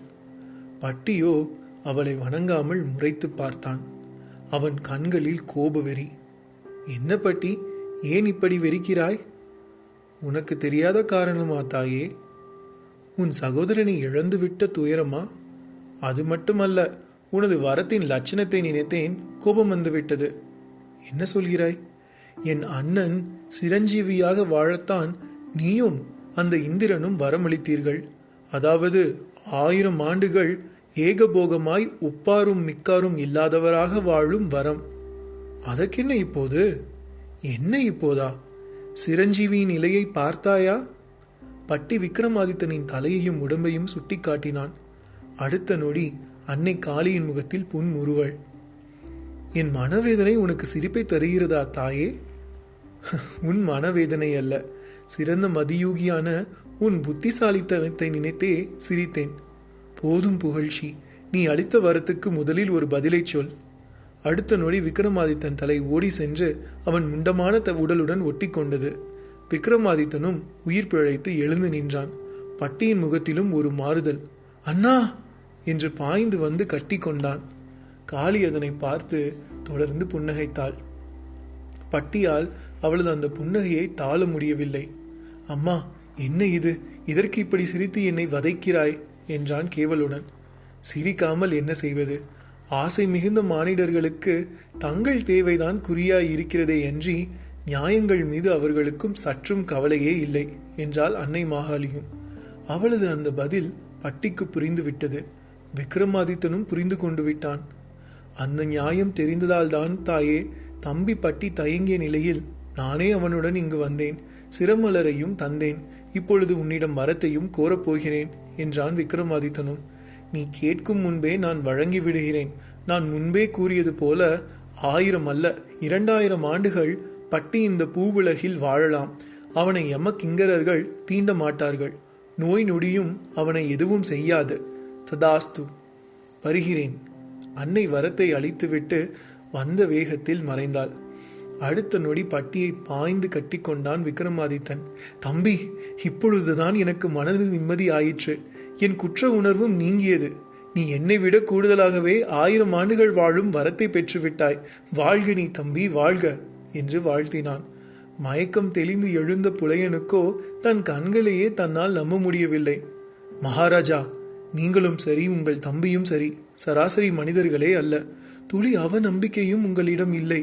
அதனால்தான் அன்னை மாகாளி தரிசனமும் சரி, வரங்களும் சரி, உங்களுக்கு உடனுக்குடன் கிடைத்து விடுகிறது. இதை பார்த்து நான் மிக பூரித்து போகிறேன். ஆனால் இப்பொழுது கூட எனக்கு ஒரு சந்தேகம். புலையனின் பீடிகையை தொடர்ந்து இருவரும் அவனை ஊன்றி பார்த்தனர். உங்களுக்கோ 1000 ஆண்டுகள், ஆனால் இவருக்கோ 2000 ஆண்டுகள் வாழும் வரம். எப்படி இருவரும் இணைந்து காலமெல்லாம் இருக்க முடியும்? 1000 ஆண்டு கால வாழ்க்கையை மகாமந்திரி பட்டியார் தனித்துதானே வாழ்ந்தாக வேண்டும்? புலையன் எழுப்பியதும் சரியான கேள்விதான். பட்டியும் அதனால் கலங்கித்தான் போனான். இருந்தும் அவனது புத்தி சட்டென்று ஒரு முடிவினை கண்டுவிட்டது போல பிரகாசித்தது. என்ன தம்பி? வழி கண்டுவிட்டேன். எப்படி? ஏறிய அரியாசனத்தில் இடைவிடாமல் அமர்ந்து 1000 ஆண்டுகள் ஆள வேண்டும் என்பதுதானே தங்களுக்குரிய வரம்? ஆமாம். 6 மாதம் மட்டுமே ஆட்சி செய்துவிட்டு மறு 6 மாதம் நீங்கள் இறங்கிவிட்டால் 2000 வருடங்கள் வரை நீங்கள் உயிருடன் இருந்ததாக அல்லவா தேவ வரமான 1000 வருட ஆட்சி என்பது பூர்த்தியாகும். ஓ, நீ அப்படி வருகிறாயா? சபாஷ், அருமையான யோசனை. அந்த 6 மாதம் நீ ஆட்சி செய்தால் நீயும் 1000 வருடம் ஆட்சி செய்வாய், நானும் 1000 வருடம் ஆட்சி செய்வேன். மொத்தத்தில் 2000 வருடங்கள், சரிதானே? அற்புதம், அருமை. ஒருவரை விட்டு ஒருவர் பிரியாமல் இருக்கவும் சமநீதி கிடைக்கவும் அன்னை காளியே 2000 ஆண்டு வரத்தை தந்ததன் மூலம் வழிகாட்டிவிட்டாள். அற்புதம், அருமை. இது இந்த உலகம் நேற்றும் காணாத புதுமை, நாளையும் காண மாட்டாத புதுமை. அதே சமயம் மனம் இருந்தால் மார்க்கம் உண்டு என்பதற்கு நீங்களும் உதாரணமாகிவிட்டீர்கள். உங்களை வணங்குகிறேன். உங்களை வணங்குவதே அந்த காளி தேவியை வணங்குவது போலதான். ஆசீர்வதியுங்கள். புலையன் புலங்காகிதத்தோடு விக்ரமாதித்தனை வணங்கினான். அப்படியே பட்டியையும் வணங்கினான். இருவரும் அவனை பேதம் மறந்து கட்டி அணைத்து ஆலிங்கனம் செய்து கொண்டு மகிழ்ந்தனர். இந்த மயானத்தில் நேரிய வழியில் தன்னையே அர்ப்பணம் செய்து கொண்டு அன்னையின் தரிசனம் பெற்று வரம் பெற்றவர்கள் நீங்கள் மட்டுமே. எவ்வளவோ பைராகிகள் வருகிறார்கள், நரபலிகளை கூட தருகிறார்கள். ஆனால் அவர்களுக்கெல்லாம் வரசித்தியே ஏற்படுவதில்லை என்று கூடுதலாய் ஒரு தகவலையும் தந்திட விக்ரமாதித்தனும் அதை கேட்டுக்கொண்டான். பின் இருவரும் அந்த மயானத்தை விட்டு உற்சாகத்துடன் வெளியேறினர். புலையனும் மகிழ்ச்சியுடன் திரும்பினான். அவனையே பார்த்து கொண்டிருந்தார் ஒரு மயான யோகி. அவன் குறிப்பிட்ட நரபலிகளை தருவதில் நிகரில்லாதவர். 999 பலிகளை தந்துவிட்டு 1000வது பலியாக ஒரு உயர்ந்த லட்சணமுள்ள மனிதனை பலி தர அவனை தேடிக்கொண்டும் இருப்பவர். அவரை பார்க்கவும் அந்த புலையின் உடம்பில் ஒருவித நடுக்கம் ஏற்பட்டது. ஆனால் அந்த மயான யோகி முகத்திலோ மட்டற்ற மகிழ்ச்சி தாண்டவமாடியது. அனைத்தையும் மாய வடிவில் மறைந்து நின்று பார்த்து கொண்டுதான் இருந்தேன். எனது உச்சபட்ச பலிக்குரிய மனித பிரசாதத்தை அன்னையே நீதான் என் கண்ணில் காட்ட வேண்டும் என்றும் பிரார்த்தித்து கொண்டிருந்த எனக்கு அன்னையும் கண்ணில் காட்டிவிட்டால். அந்த மயான யோகி விக்ரமாதித்தனை தனது 1000வது பலியாக மனதில் கருதி கொண்டு பேசியது புலையனுக்கும் புரிந்தது. யோகியாரே, வேண்டாம் இந்த விபரீத எண்ணம். எங்கள் பேரரசர் அவர், சிரஞ்சீவி வரம் பெற்றவர். அவர் உங்கள் எண்ணத்திற்கு பயன்பட மாட்டார் என்றான். மயான யோகியோ சிரித்தார். மடையனே, ஒட்டுமொத்த அவனோட வாழ்க்கையே என் கண் முன்னால் தெரிகிறது. அதை நீ முதலில் தெரிந்து கொள். என்னால் தான் விக்ரமாதித்தனாகிய அவன் புகழ் விளங்கப் போகிறது. எப்படி தன் தம்பியின் தேவையை சிரமலரை தந்து மாகாளியிடம் வரமாக பெற்று பூர்த்தி செய்து தந்தானோ அதே போல என் தேவையையும் பூர்த்தி செய்ய இந்த உலகில் உள்ள ஒரே ஒருவன் இவன்தான். இவனை நான் விடமாட்டேன். இவனுக்காக நான் மட்டுமல்ல, இந்த மயான வெளியின் ஒரு மூலையில் ஒரு பெரிய மரக்கிளையில் தொங்கியபடி இருக்கும் வேதாளம் ஒன்றும் காத்து கொண்டிருக்கிறது.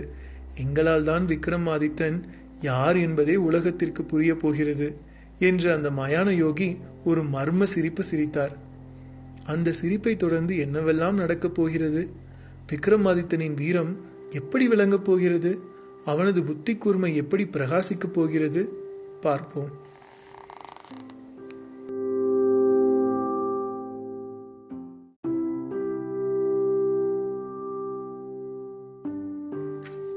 விக்ரமாதித்தன் கதைகள் பகுதி 10. ஆசிரியர் இந்திரா சௌந்தரராஜன். அற்புதமான ஒரு சுபமுகூர்த்த நாளில் வேதியர்கள் மந்திரம் ஓதிட ரத்தின சிம்மாசனம் உஜ்ஜயினி அரண்மனையில் தர்பார் மண்டபத்தில் ஸ்தாபிக்கப்பட்டது. அதன் அழகும் பளபளப்பும் கண்களை பறித்தன. பார்த்தவர்களால் பார்வையை எடுக்க முடியவில்லை. சிம்மாசனத்தின் கைப்பிடியில் 2 அரிமாக்களின் சிரம், பின்பாகத்தில் அழகிய நவரத்ன கற்கள் வரிசையாய் பதிக்கப்பட்ட பூவட்டங்கள், தலைக்கு மேல் அழகாய் கவிழ்ந்து தொங்கும் ஒரு தங்கக் குடை, அதன் வட்ட ஆரத்தில் ரத்ன கற்கள் கட்டி தொங்கவிடப்பட்டிருந்தன. சிம்மாசனம்தான் அழகு என்றில்லாமல் அந்த சிம்மாசனத்தின் முன் சிம்மாசனத்திற்கு இட்டுச் செல்லும் படிகளோ பேரழகு. படிகளின் முகப்பு படிக்கு கீழ் வரிசையாக பச்சை மரகத கற்கள் பதிக்கப்பட்டு அவையும் கூட ஒளி பொருந்திய நட்சத்திர சுடர்களைப் போல மின்னிக் கொண்டிருந்தன. ஒரு படியில் பச்சை மரகதம் என்றால் இன்னொரு படியில் செம்பவழம், இன்னொரு படியிலோ மாணிக்கம். நவரத்தினங்களும் வரிசையாக அணிவகுத்து நிற்கின்ற மாதிரிதான் தோன்றுகிறது. படிகளின் ஓரத்தில் பதுமை சிலைகள், உயிருள்ள அழகிய பெண்கள் அப்படியே தங்க சிலைகளாய் மாறிவிட்டது போல ஒரு நேர்த்தி. அந்த ரத்தின சிம்மாசனத்தை காவல் காக்கும் அந்த பதுமைகளுக்கு புதிர்கதைகள் என்றால் மிக மிக பிரியம். உலகில் வழங்கப்படும் அத்தனை கதைகளும் அந்த பதுமைகளுக்கு எப்படியோ தெரிந்துவிடும். யாரும் இல்லாத சமயங்களில் அந்த பதுமைகள் தங்களுக்குள் கதை பேசியபடி இருக்கும். பசி, தாகம் என்று உலகின் இயற்கை தேவைகளை வெற்றி கொண்ட அந்த பதுமைகள் ஒரு காலத்தில் தேவதைகளாக இருந்தவை. சில சாபங்கள் சில சமயங்களில் சிலரை இப்படி ஆக்கிவிடுகின்றன. பதுமைகளும் கூட அப்படித்தான். முதல் படியில் காவலுக்கு இருக்கும் வினோத ரஞ்சிதம் என்கிற பதுமையும் சரி, 32வது படியில் இருக்கும் ஞானப்பிரகாசவல்லி பதுமையும் சரி, அழகில் மட்டுமல்ல அறிவிலும் தலை சிறந்தவை.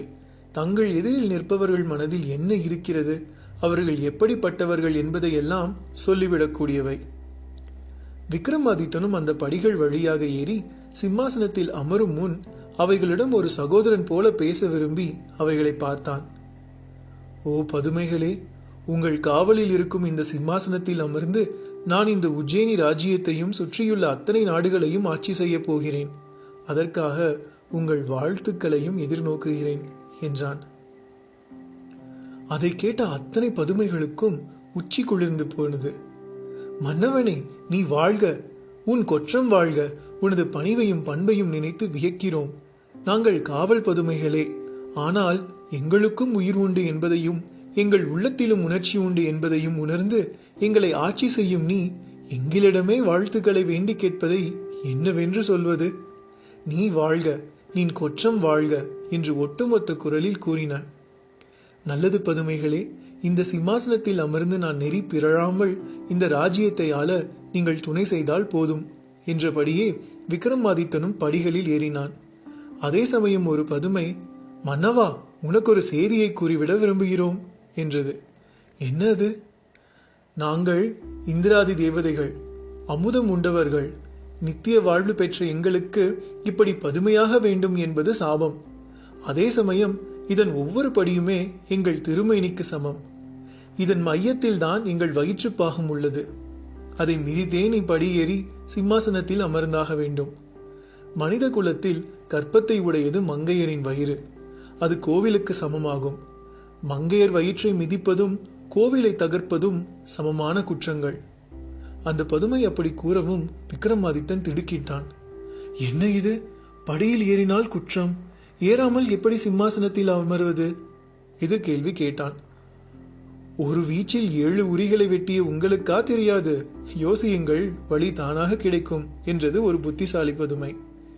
விக்ரமாதித்தனும் உடனே பதிலுக்கு சிரித்தவனாக படிகளுக்கு அப்பால் நிற்கும் பட்டியை பார்த்தான். பதுமைகள் பேசுவதோ அவைகளோடு விக்ரமாதித்தன் கருத்து பரிமாறிக்கொள்வதோ யாருக்கும் கேட்காது என்பதால் மற்றவர்கள் விக்ரமாதித்தன் ரத்ன சிம்மாசனத்தின் படிகளில் ஏறிடாமல் நின்று கொண்டு சிந்தித்துக் கொண்டிருப்பதாக கருதினார்கள். குறிப்பாக பட்டியை ஒட்ட மந்திரிமார்கள், அரண்மனை கஜானா காப்பாளர், பொக்கிஷ போஷகர், சகுன பிரபாவர், ஜோதிடர், புலவர், மெய்காப்பாளர்கள், இவர்களோடு உஜ்ஜயினின் ராஜகுருவான காளிதாச திலகர் என்று ஒரு கூட்டமே விக்ரமாதித்தன் எதை பொருட்டு படிகளில் ஏறி சிம்மாசனத்தில் அமராமல் இப்படி சிந்தித்தபடி இருக்கிறான் என்றுதான் யூகித்தனர். மகாபிரபு, முகூர்த்த வேலை தப்பிவிடப் போகிறது. என்ன சிந்தனை? ஏறி அமருங்கள் என்றார் ஜோதிடர் கர்த்வயர். விக்ரமாதித்தனும் பதுமைகள் பேச்சு நின்றும் மீண்டு பிரக்ஞை களைந்தான். மனதுக்குள் அவைகளுக்கு பதில் கூறினான். அருமை பதுமைகளே, காரணம் இல்லாமல் காரியமில்லை. அந்த அடிப்படையில் பார்த்தால் எனக்கு கிடைத்த இந்த சிம்மாசனத்தில் இருந்து எனக்கு இது பற்றி நீங்கள் கூறுவது வரை ஒவ்வொன்றன் பின்னாலும் ஒரு சரியான காரணம் இருந்தே தீர வேண்டும். ஒரு பெண்ணின் வயிற்றை மிதிப்பது பாவச் செயல்தான். ஆனால் அவளோ மிதிக்கும்படி வந்து படுத்து கிடப்பது எந்த விதத்தைச் சேர்ந்ததாம்? இதற்கு பின்னே சூட்சுமமான உட்பொருள் உள்ளது. சில தவறுகள் சிலர் தெரிந்தே செய்தாக வேண்டும். அப்பொழுதுதான் அவர்கள் இந்த பூமியில் சில பரிகார செயல்களையும் செய்ய வேண்டி வரும். அது அந்த ரகம் என்று புரிகிறது. மற்ற விஷயங்களை நான் பிறகு பேசிக் கொள்கிறேன். இப்பொழுது முகூர்த்தம் தப்புவதற்குள் ஆசனத்தில் ஏறி அமர்ந்து விடுகிறேன். அதுவரை மௌனமாக இருங்கள் என்று பதுமைகளுக்கு கட்டளையிட்டு விட்டு விக்ரமாதித்தனும் படிகளில் ஏறலானான். அது கண்டு அரண்மனையே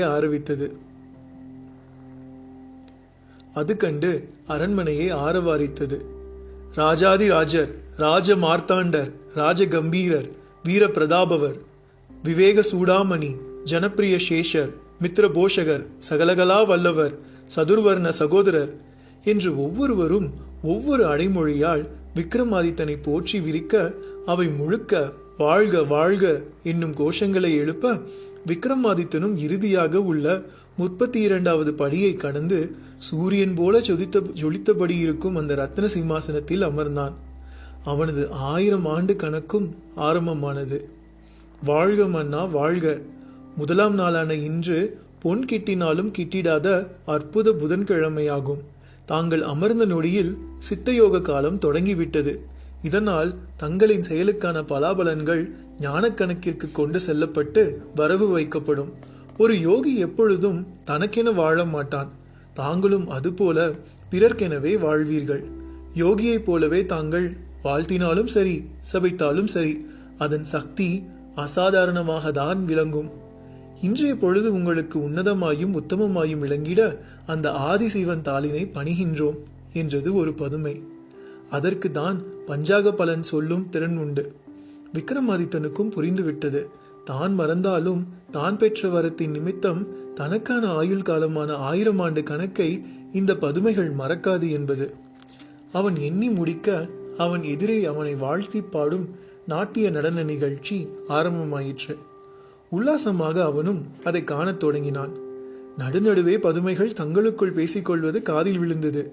ஏ சித்ராங்கி, வாய் தேவனுக்கும் அக்னி தேவனுக்கும் தகவல் அனுப்பிவிடு. உஜ்ஜயினில் இந்த ஆண்டுக்கான மழை அளவில் 1.5 கோடி கொட்டாரம் பாக்கி உள்ளது.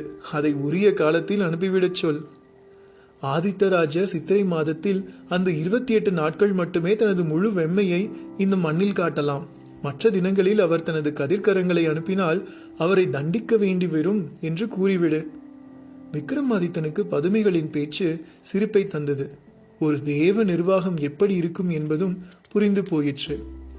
உலகம் என்ற ஒன்றை படைத்து அதில் உயிர்களையும் படைத்து அவைகளுக்கு உணவை படைத்து இயக்கத்தை உருவாக்கி அதில் தப்பும் சரியுமாக சில விஷயங்கள், வரம் என்றும் சாபம் என்றும் சில விஷயங்கள், இதெல்லாம் எதற்காக?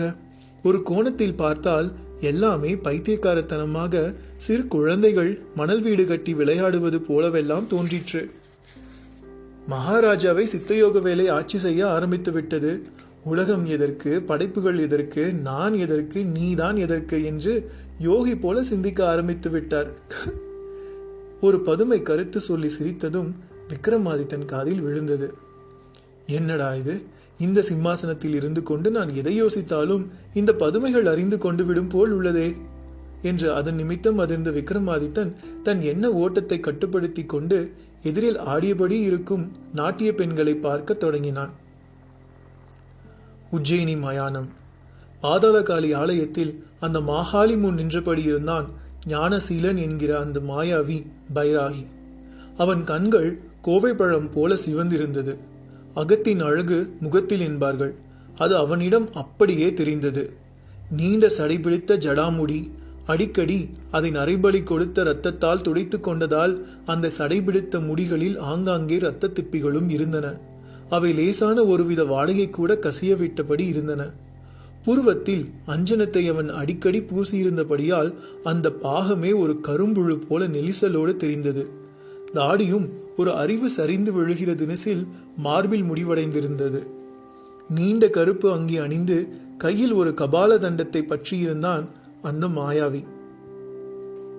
அவன் மனது உலைக்களம் போல செருமியபடி இருந்தது. பாதாள காளியின் ஆக்ரோஷமான முகத்தையே பார்த்தபடி இருந்தான். மாதா, இது உனக்கு அழகல்ல. மொத்த உலகத்தையும் நான் என்னை வசப்படுத்தி ஆட்சி செய்ய விரும்புகின்றேன்.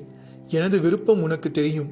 ஆயினும் என் ஜாதகம் ராஜயோகமற்றது என்றும் அதில் பிராப்த லட்சணங்கள் இல்லை என்றும் எனக்கு பஞ்சபூதங்களோ நவக்கோள்களோ ஒத்துழைக்கவில்லை. மாறாக அவை அந்த விக்ரமாதித்தனுக்கு போய் ஏவல் செய்வது மிக கேவலம். நான் உன் பரம பக்தன். உனக்கென்ன 999 ராஜ சிரசுகளை பலியாக கொடுத்திருக்கின்றேன்.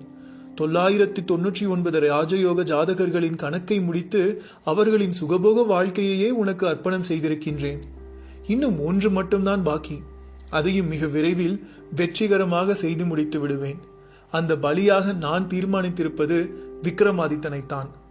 ஒரு பூமியை 2 அரசர்கள் ஏகபோகமாய் ஆள முடியாது. ஒரு உரைக்குள் ஒரு கத்தி தான் இருக்கலாம். எனவே அவனே எனது 1000வது பலிப்பிராணன். அவனுக்கு சாகாவரம் அளித்திருக்கும் நீ அவனை ஏற்றுக்கொண்டு உயிரை வேண்டுமானால் திருப்பி கொடுத்து விடு. ராஜ்யத்தை மட்டும் கொடுத்து விடாதே. அந்த மாயாவி மனமுருக பிரார்த்தித்தபடி இருந்தான். காளி எப்பொழுதுமே உள்ளம் உருகுபவர்களுக்கு அள்ளி வழங்கி விடுபவள். விஷத்திலிருந்து வந்தவள் என்பதாலோ என்னவோ தன்னை வேண்டி நிற்பவர்கள் மனதில் விஷம் இருக்கிறதா அமிர்தம் இருக்கிறதா என்றெல்லாம் அவள் பார்ப்பதே இல்லை. யார் பருகினாலும் தாகம் தீர்த்துவிட வேண்டியது நீரின் கடமை. அப்படிதான் காளியும். அவளுக்கு எதிரில் நிற்பவன் நீதிமானா இல்லை துர்மார்க்கனா என்பதே கேள்வி இல்லை.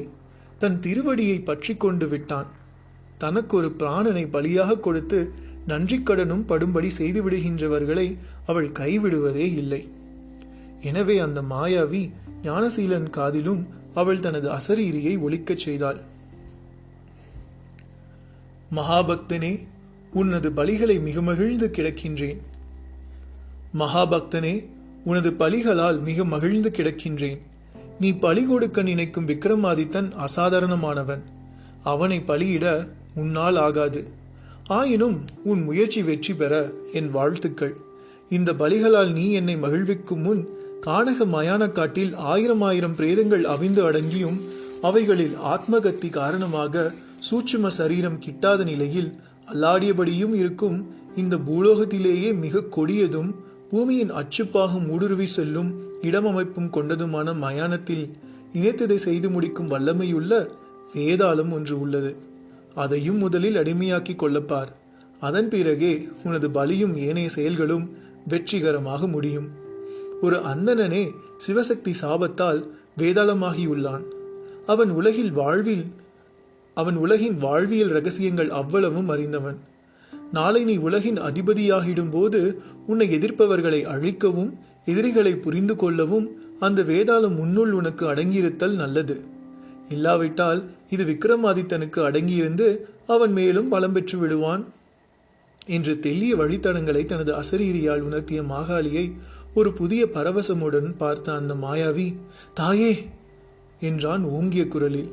அது அந்த பாதாள குகையில் கூடு கட்டியிருக்கும் சில சக்கரவாக பறவைகள் முதல் அடர்வுகளில் இருளில் தொங்கி பாலூட்டி வாழும் இனமான வவ்வால்கள் வரை பல ஜந்துக்களை நடுங்க செய்து அவை அந்த குகையே மறையும் அளவு வெளிப்பட்ட பின் உள்ளடங்கின.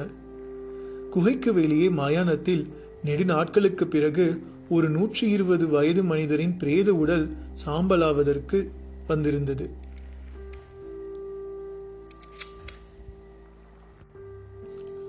கல்யாண சாவு.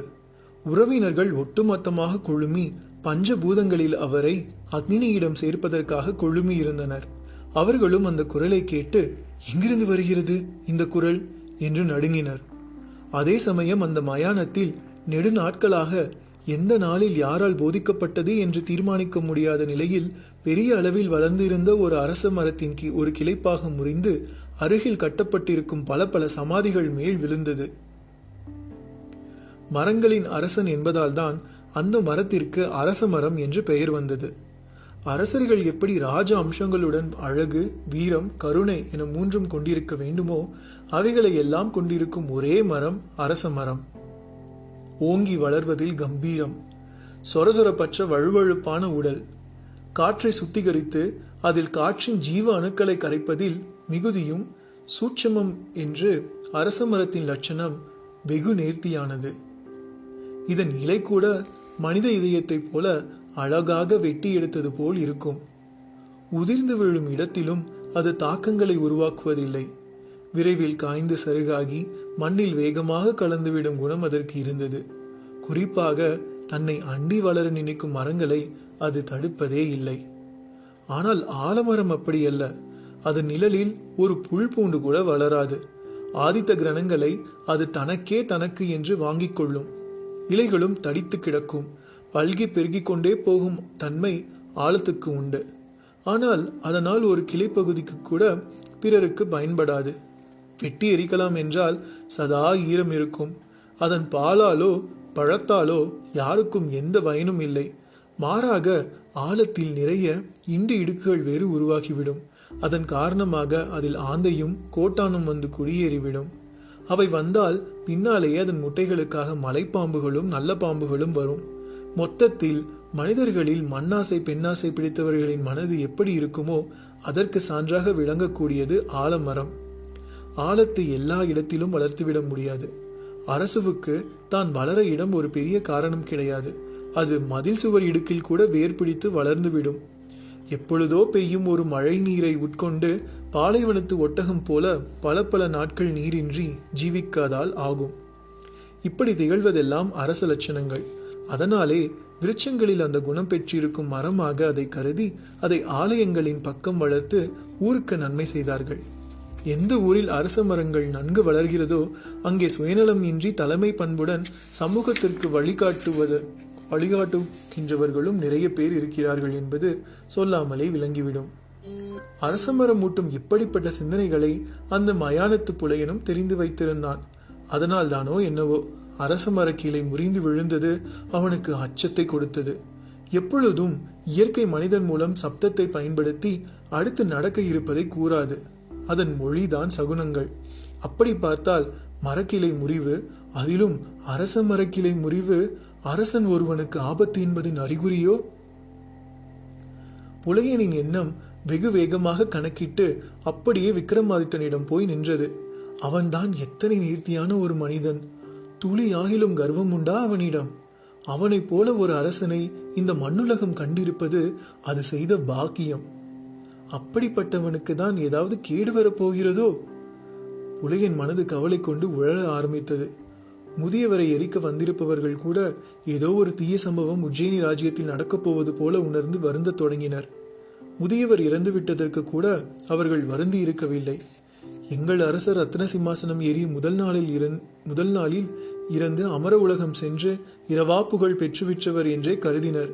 ஆனால் அவர்களே கூட மரக்கிளை முறிவை பார்த்து வருந்தினர். அதே சமயம் ஞானசீலனும் பாதாளகாளி கோவிலை விட்டு வெளியே வர ஆரம்பித்திருந்தான். ஞானசீலனிடம் பல யட்சினிகளும் யச்சர்களும் அடிமைப்பட்டிருந்தார்கள்.